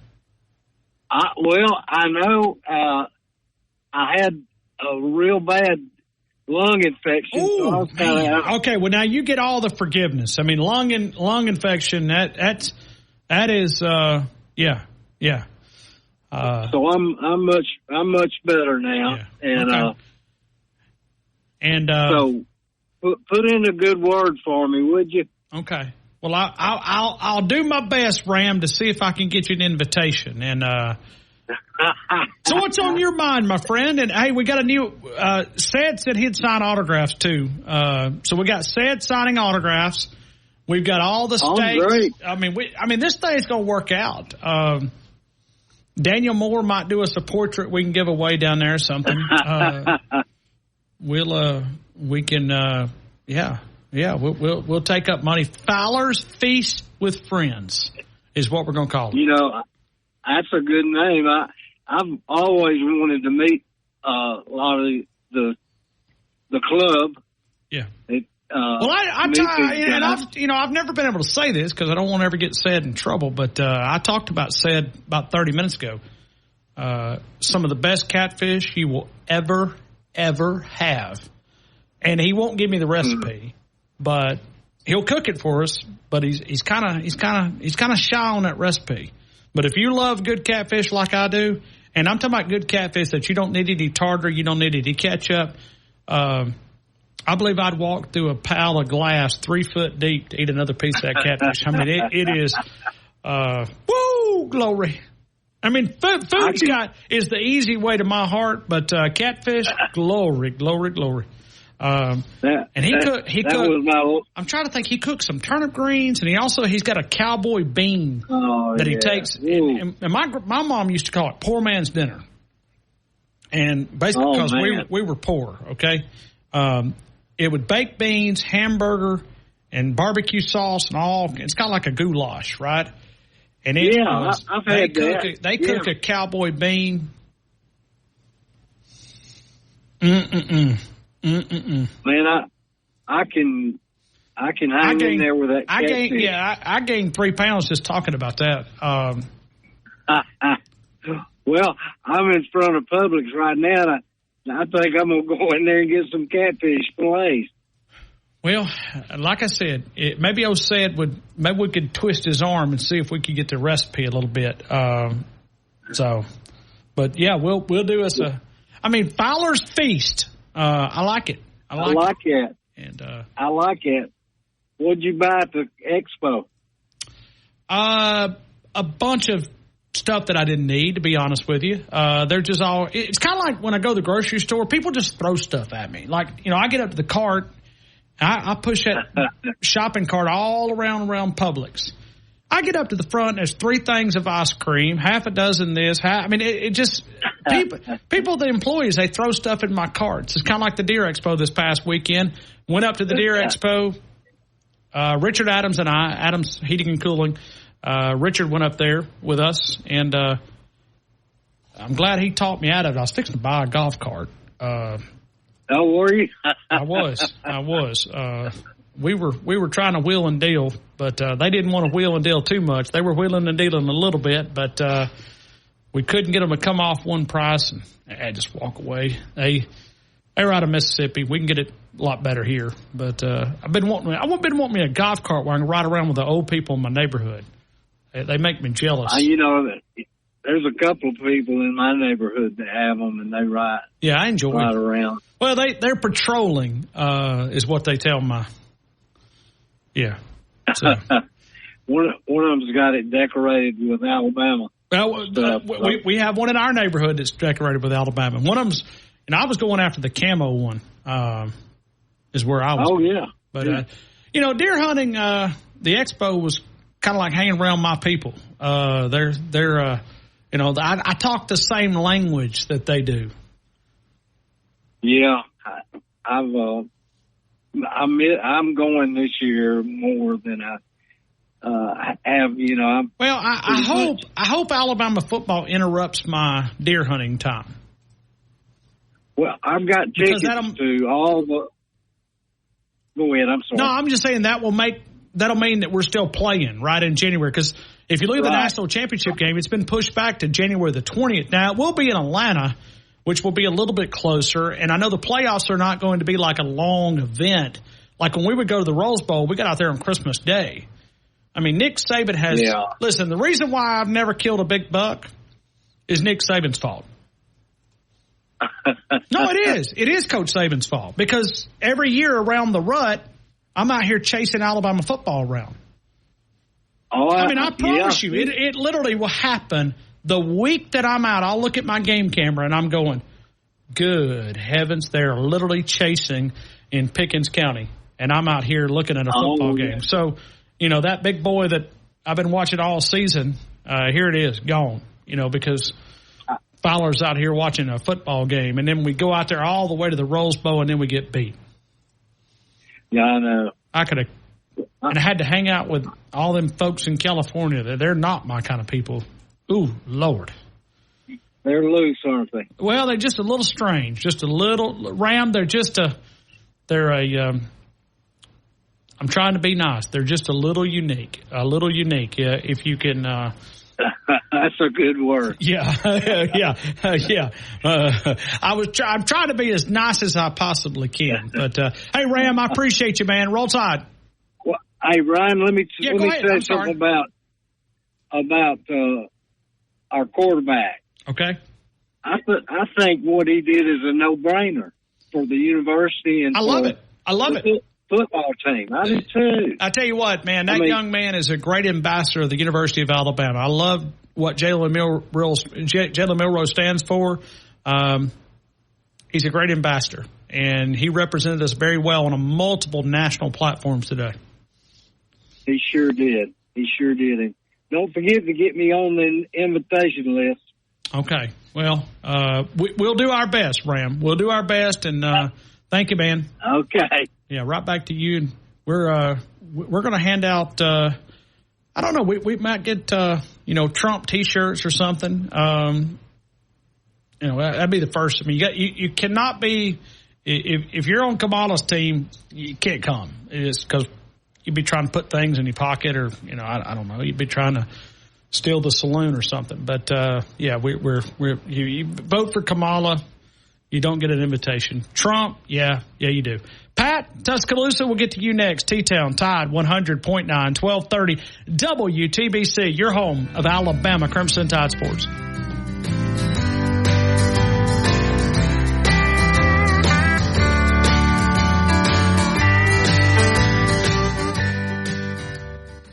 Now, this hour's West Alabama real-time news update from the Tuscaloosa Thread Newsroom. The Red Lobster in Tuscaloosa has permanently closed 2 months after its parent company filed for bankruptcy.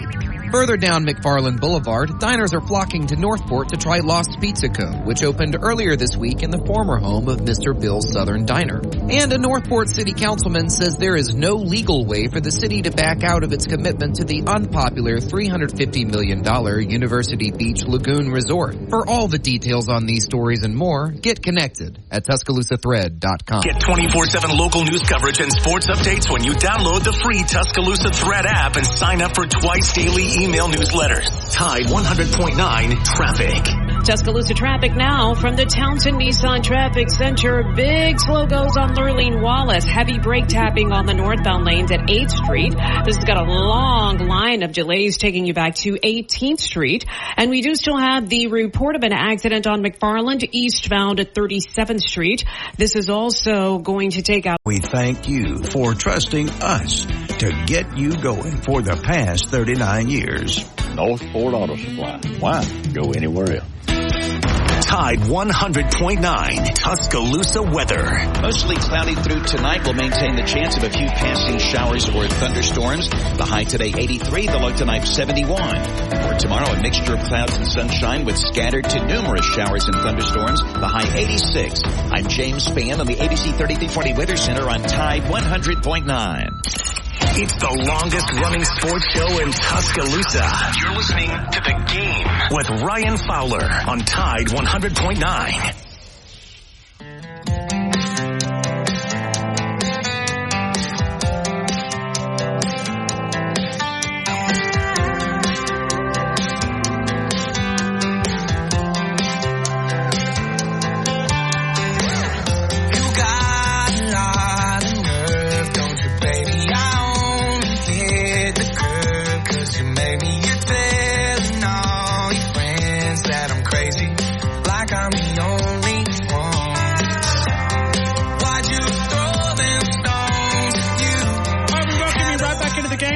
Tuscaloosa Tide at 100.9, 1230 WTBC. Pat, I apologize you couldn't get back in, but you're in now. I hope all is well, my friend.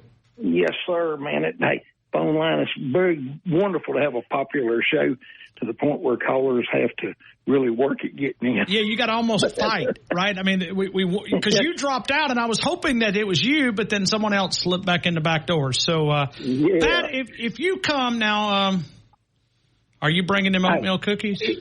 I can do whatever you want, but listen, tell you what I got though. I've got 3 White Mountain ice cream freezers, the very best of the best, and I've got old new stock that the last time they made a White Mountain ice cream freezer in the USA, I think was 1995, and I've got new old stock. I went online and I paid right at $500 a piece for those ice cream freezers.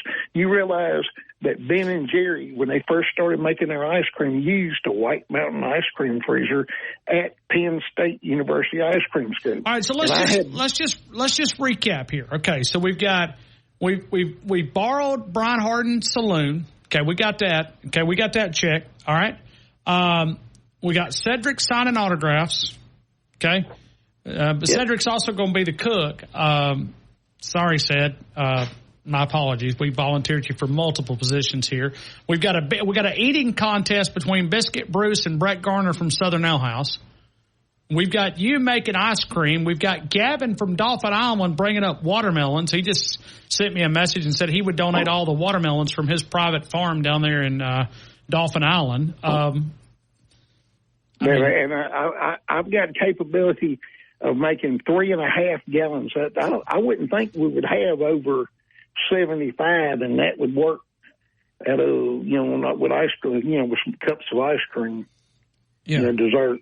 Yeah. And, but hey, I also, like I said, whatever you want, because I have 3 Cajun fryers. I'm capable of feeding catfish to 60 people in an hour. I like how this is. I'm telling you, this is growing. This is growing. Yeah, I mean, I've got the equipment.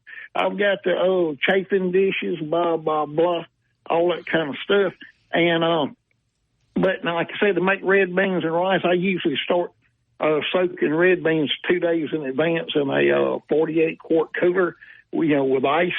Now, the last time I cooked red beans and rice, I cooked 16 pounds of red beans and 20 pounds of Hillshire smoked sausage. I don't use Connecticut's too high, but I use Hillshire beef sausage. And but my red beans and rice, but I do use Blue Runner as a filler, the Blue Runner Creole cream style, because that cream style bean makes you a thicker gravy for your red beans and rice. Okay. But anyway, hey, whatever. I mean, Pat, you've volunteered, but now you can't wear a Kamala Harris shirt. I know you're a big Kamala fan, so. Hey, speaking of that, everybody that thinks she needs to be president needs to go to USA Today and Google what she said at the demilitarized zone when she went through. Well, she already said she's taking away red meat, so I'm not voting for her. Yeah. Hey. Man, that alone, she said it was causing global warming, and I love hamburgers too much. I love ribeyes too much. Hey, I heard she's trying to come after Otis the Wonder Dog, saying that he has too big of a carbon footprint. And if she come after my dog, you don't want to come to my house and try to get my dog. Yeah, well. You ain't getting my dog. You'll get something besides. I love my dog. And by the way, my brother on 69 South. I mean, I know this show's went to where in the last 30 minutes. My brother, I just shared something on Facebook. He is missing his puppy. It's what do you call that dog? Is it it's kind of it's a mix between a shepherd and a poodle. What do they call them? This new trend. You know what I'm talking about? No, I don't. Well, okay. What is it? But anyway, I shared it. They're missing their puppy, so I mean, we've turned into. All right, listen. What you can do now? All over this part of Alabama. I thought it was a good segue, but not really. That helps people find their dogs. Okay. And so we have a thing online on Facebook.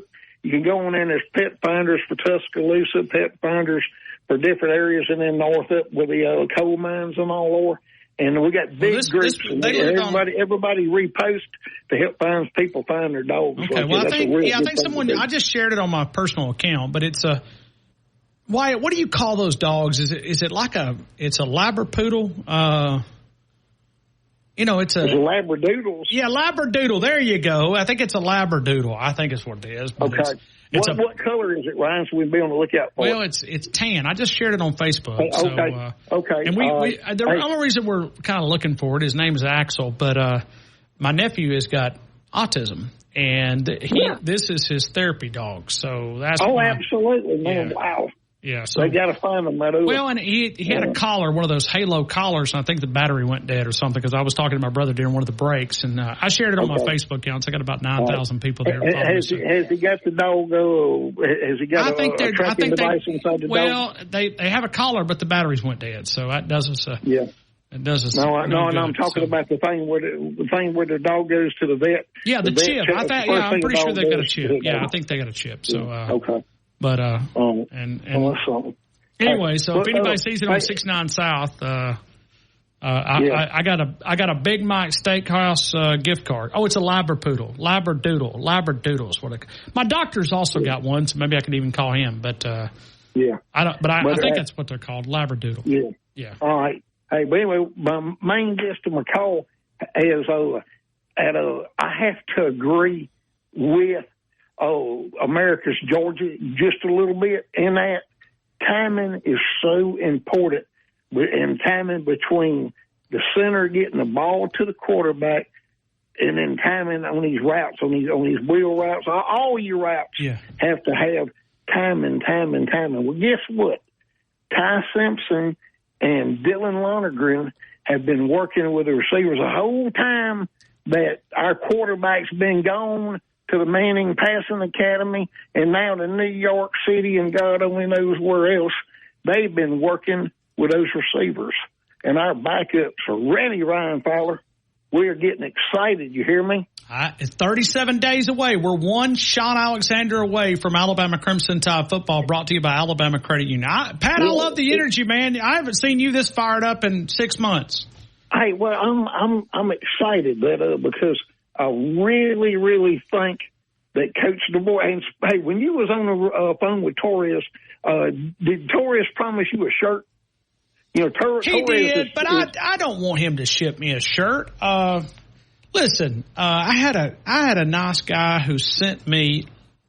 People are too nice to me. Okay, somebody sent me a $140 pair of Brooks shoes. I appreciate the gesture, man, because I guess they heard me talking about Brooks shoes.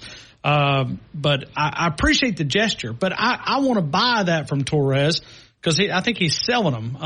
So I'm going to buy one. What was it? Don't doubt the boar? Or what was Don't doubt the boar. Yeah. Don't doubt the boar. Okay. Yeah. Well, he had so many of these naysayers. But all right. Well, thanks, man. I appreciate you. Thank you. And like I said, hey, Dylan and Ty both have been working with receivers all summer long. Well, we might be able to get. Listen, I'm not going to say that, but you name one of the names that comes to our hunting club, so I'll just leave it at that. So all right. Hey, y'all have a blessed day, and thank you for taking my call, man. I mean, this is like, this rabbit hunt, it's official now. I mean, it's the who's who. I mean, yeah, it is. Piano Man, Hattiesburg, Mississippi. Piano Man, good afternoon, sir. You're in the game. Roll Tide, my friend. Roll Tide. Roll Tide. Are you in on the cookout? I want to be in on the cookout, but I want to make something perfectly clear to Mr. Ryan Fowler from the jump, okay? Okay. I, under no circumstance, support Kamala Harris. Okay, there you go. Then you're invited. Thank you, sir. I've never liked her. Well, and I have my reasons. Well, you're welcome to share those. Maybe somebody's on the fence. Well, I'm okay. Well, me being who I am, male, African American, back in the Gap, she put a lot of people in prison for little stuff. Now, mind you, she's a racist. Let's just call her what it is. Yeah, and she put them in prison for far little stuff than people that were doing far worse stuff, and she let them go free. Next thing she did, well, I'm not going to get into a personal life, but we all know about that. And you just playing this thing, and and you're dividing the American people.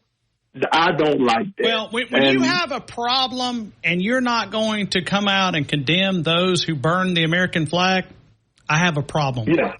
Okay? And there's too many people that have died for that flag to give me the freedom. I'm a dead gum if I'm going to let somebody disrespect it. And because you don't like America, and that's my other problem. Then get the blank out. Leave. Just get on out. But for those of us that love America, and Ryan, I won't give a good reps behind about a person's skin color, their sexual preference, whatever. The way I look at it, if you treat me nice and you treat me with respect, I'm going to treat you nice and I'm going to treat you with respect too. But even if you treat me bad, I'm still going to treat you nice and treat you with respect. Why? Because there's somebody bigger than all of us that one of these days we're going to have to answer to. Now, that's my spiritual belief. But anyway, that rule works. It works with the friends that I have. I used to, I was at grad school at the University of Alabama. I was friends with a lot of people who did not look anything like me, and I'm talking about from a lot of different foreign countries. And yes, that system that you said, treat people how you want to be treated, it still works. I mean, I know they call that the golden rule, but I mean, it still works. And I've learned the way that you treat people is how you're going to be treated. And I know we get into the politics and we get into the weeds a little bit, especially during the off season on a Free for All Friday sponsored by Brian Hard Construction every Friday. But we're in a fight. I mean, I feel like it's more important now because I feel like we're in a fight for our country. I mean, I feel like that. I mean, if we don't stand up, 10 years from now, we're going to look back and go, "What the blank just happened? How did we get here?" And we're back. And to be quite honest with you, Ryan, I'm going to get on to what I really call for. We're on a fast track if we don't stop. And that's state by state. Think about it, and for those that are on the fence, come on, do you love your country enough to say, wait a minute, I don't like what I'm seeing here because, and I'm a teacher, I'm a school teacher, but I've already said, Ryan, my grandchildren will not go to public school. I'm sorry, but they're not going. And I'd rather them be homeschooled because I see the ins and the outs of what's happening in some of our public schools. I don't like what I see. So anyway, I'm like Alabama Nick. Let me get on to what I called for. Okay. I couldn't be no prouder today to be an Alabama fan than I saw Jalen on all of those venues that I saw him on. Now, I'm going to pay him the greatest compliment that I can. Okay. My ex, who lives in Washington, who is not a college football fan, called me. I was getting ready to go to an event here in Mississippi, and she called me, and she said, Wendell, y'all's quarterback is bad. And I said, what are you talking about? I watched it, but I didn't know what, And she said, Jalen Milroe. And I said, really? She said, yes. She said, he's articulate, he's confident, and she said, and he's smart. And I liked, and she said she liked the way, now she's a psychologist. She said, and I like the way that he analyzes goals and how he put everything out there.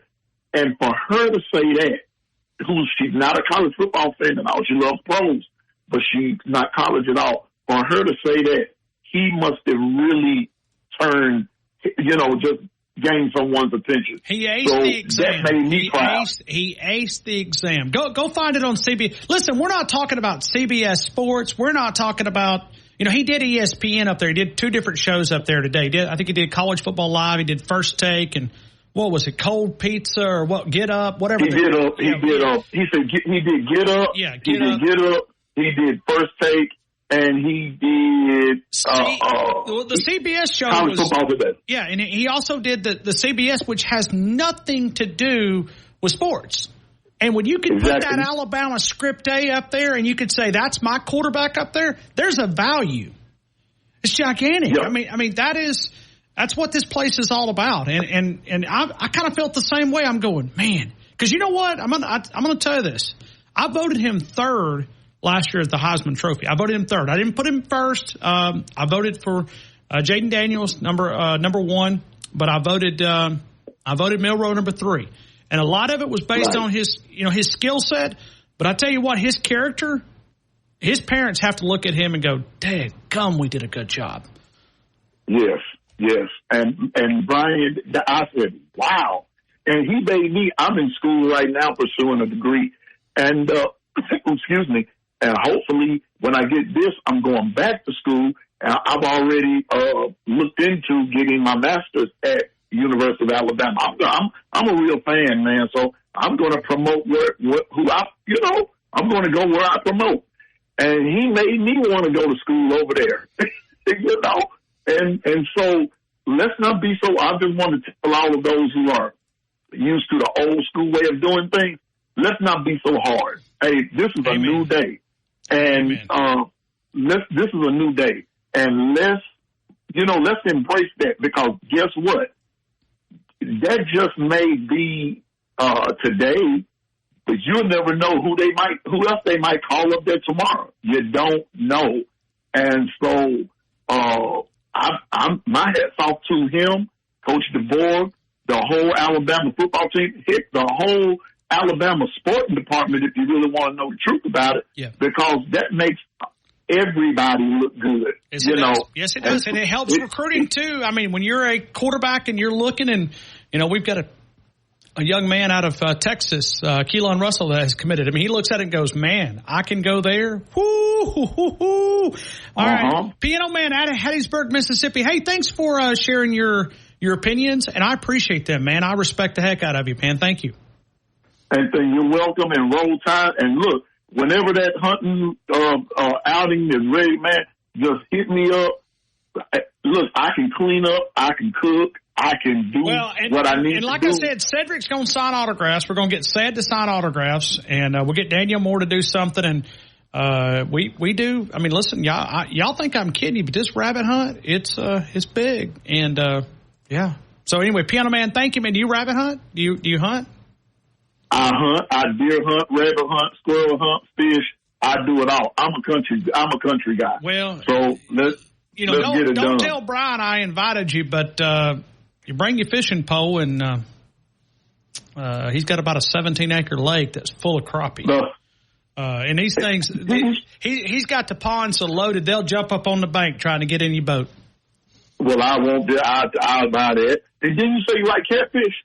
Well, now Cedric cooks catfish. I don't think there's any catfish in his pond. I think it's just crappie and bass. But yeah, Cedric, I love catfish. But me too, Ryan. Man, me and you can hang out and eat and drink lemonade a long time. But I know you're doing the half and the half thing because you're trying to watch your weight.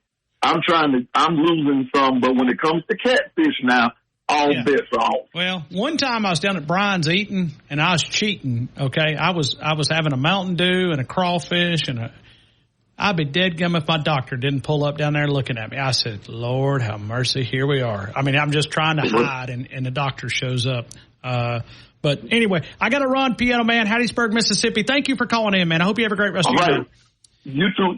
Roll Tide, brother. All right. Roll Tide right back to you. Thank you, Piano Man. Thank you. We're going to get to Jumbo coming up here in Tuscaloosa. We've got Marty in Arkansas, AC in Bangladesh, and Ellis up in Tennessee. All you guys are next. T-Town Tide 100.9, 1230 WTBC. Your home of It's on Facebook, Andrew Conifer Agency. Once again, you can reach us at 205-722-9201. Allstate, are you in good hands? Tide 100.9 traffic. Tuscaloosa traffic now from the Townsend Nissan Traffic Center. Oh, it cranked up in the area, and we've got a major crash on Lurleen Wallace northbound at Stillman Boulevard. This crash in the center lane, and you're going to have to split to the left and right to get by. 2059 westbound, you've got delays just before 359. That's also because of an accident, and it's delicious. Flavoristic. The sandwich of the summer. The Maple Pepper Bacon Sandwich. Order the Maple Pepper Bacon Sandwich on the Chick-fil-A app today. Available for a limited time. Real guests paid for their testimonials. You're listening to the best sports talk show, breaking down the Crimson Tide, the game with Ryan Fowler on your home for Alabama sports. Tide 100.9 and streaming on the Tide 100.9 app. They don't know. People say I got a drinking problem. That ain't no reason to stop. Now tomorrow we'll do a Ronhart Construction. We will also give away our grand prize package, but we'll do a free-for-all Friday presented by Brian Harden Construction. ASME certification, I-beam installation, fabrication. If you're building from the ground up, let's build something together. Brian Harden Construction. We're going to get to Jumbo here in Tuscaloosa. You're next, Jumbo. I hope all is well. Did you really think you were going to come on your show today and talk about food and not invite me? I've been talking about you all afternoon. I know, I've heard you. Biscuit Bruce, let's get one thing straight. You did not finish. You did not finish your plate. You got me the first time, but the second time we went, I ate everything on my plate: salad, roll, potato, and steak. I sure did. So, third time's a charm, brother. And you, Big Mike's, It's on, and I'm telling you right now, we're doing down this at Brian Harden's place. Well, that's fine too. That's fine too. I don't care if it's in Saskatchewan, Canada. I will out eat you, and I will eat it first and be done before you are. Okay. So you want the challenge? I'm talking it, and I'm going to walk it, brother. Let's go. Okay. All right. So this is getting big. We got Ced signing autographs. Cedric's also cooking catfish. We got an eating contest between you and Biscuit Bruce and Brett Garner. We got Daniel Moore donating some portraits. Richard Adams Heating and Cooling will provide the air conditioning. I don't know. I mean, this sounds like. Here's one other thing. We all know who the heavyweight champion in Tuscaloosa County is. And who is that? That is Cousin Jumbo. I will sign free autographs. Okay. Well, now Ced's already got the autograph session. You can't step on his turf. No, I can sign too, and he can do his little thing. And if anybody wants an autograph picture of me, I'll sign it. Okay. Well, because I am the man. Okay. All right, Jumbo. Listen, I'm just about limited with time here, but I appreciate you. Know. You're in. You're invited, but you were invited to the first one and the second one and the third one and the fourth one. So thanks, man. Rod, whatever food around, we got to be there, brother. Well, I got a degree in food eating. Okay, I mean, you don't just get this by. But thanks, Jumbo. Yeah, man, real tough. Right back to you. Let's go to AC in Bangladesh. AC, I'm not going to put up with your crap today now, so you better be nice. Thank you so much for taking my call. I know you're running on time.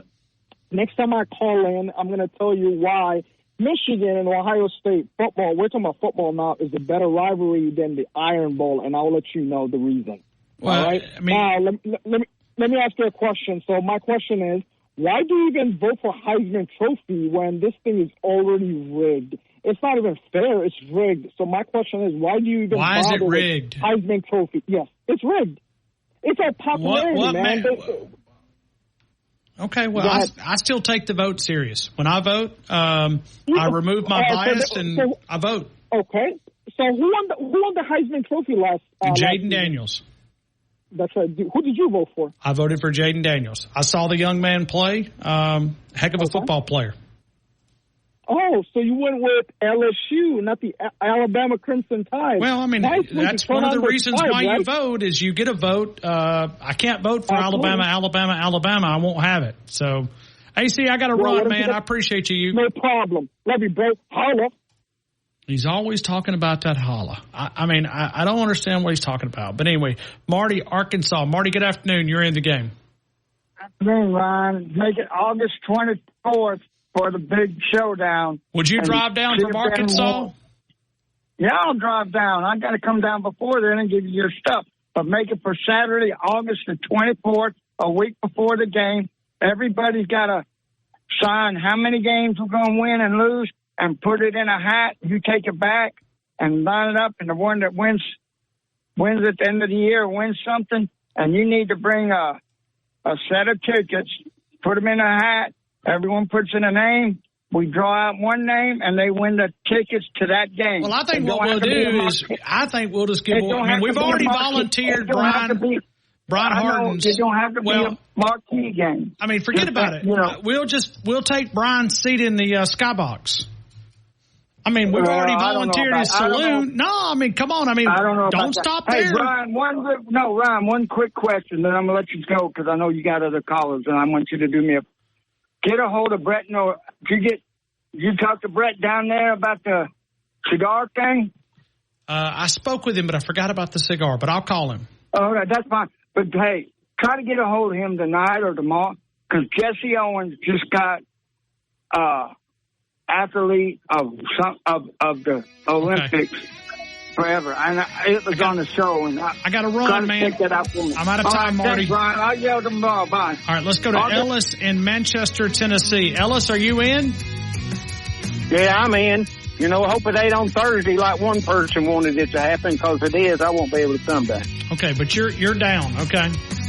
Yeah, but it's got to be on a Friday. Okay, well. Like that person said, have it Thursday. Now we're arguing about the date.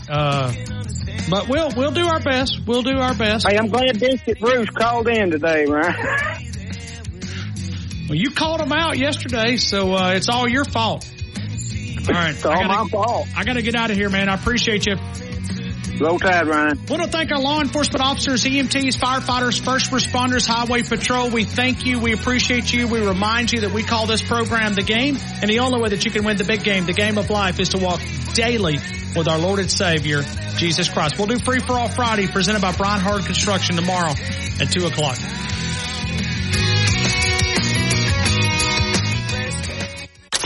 Thank you for listening to The Game.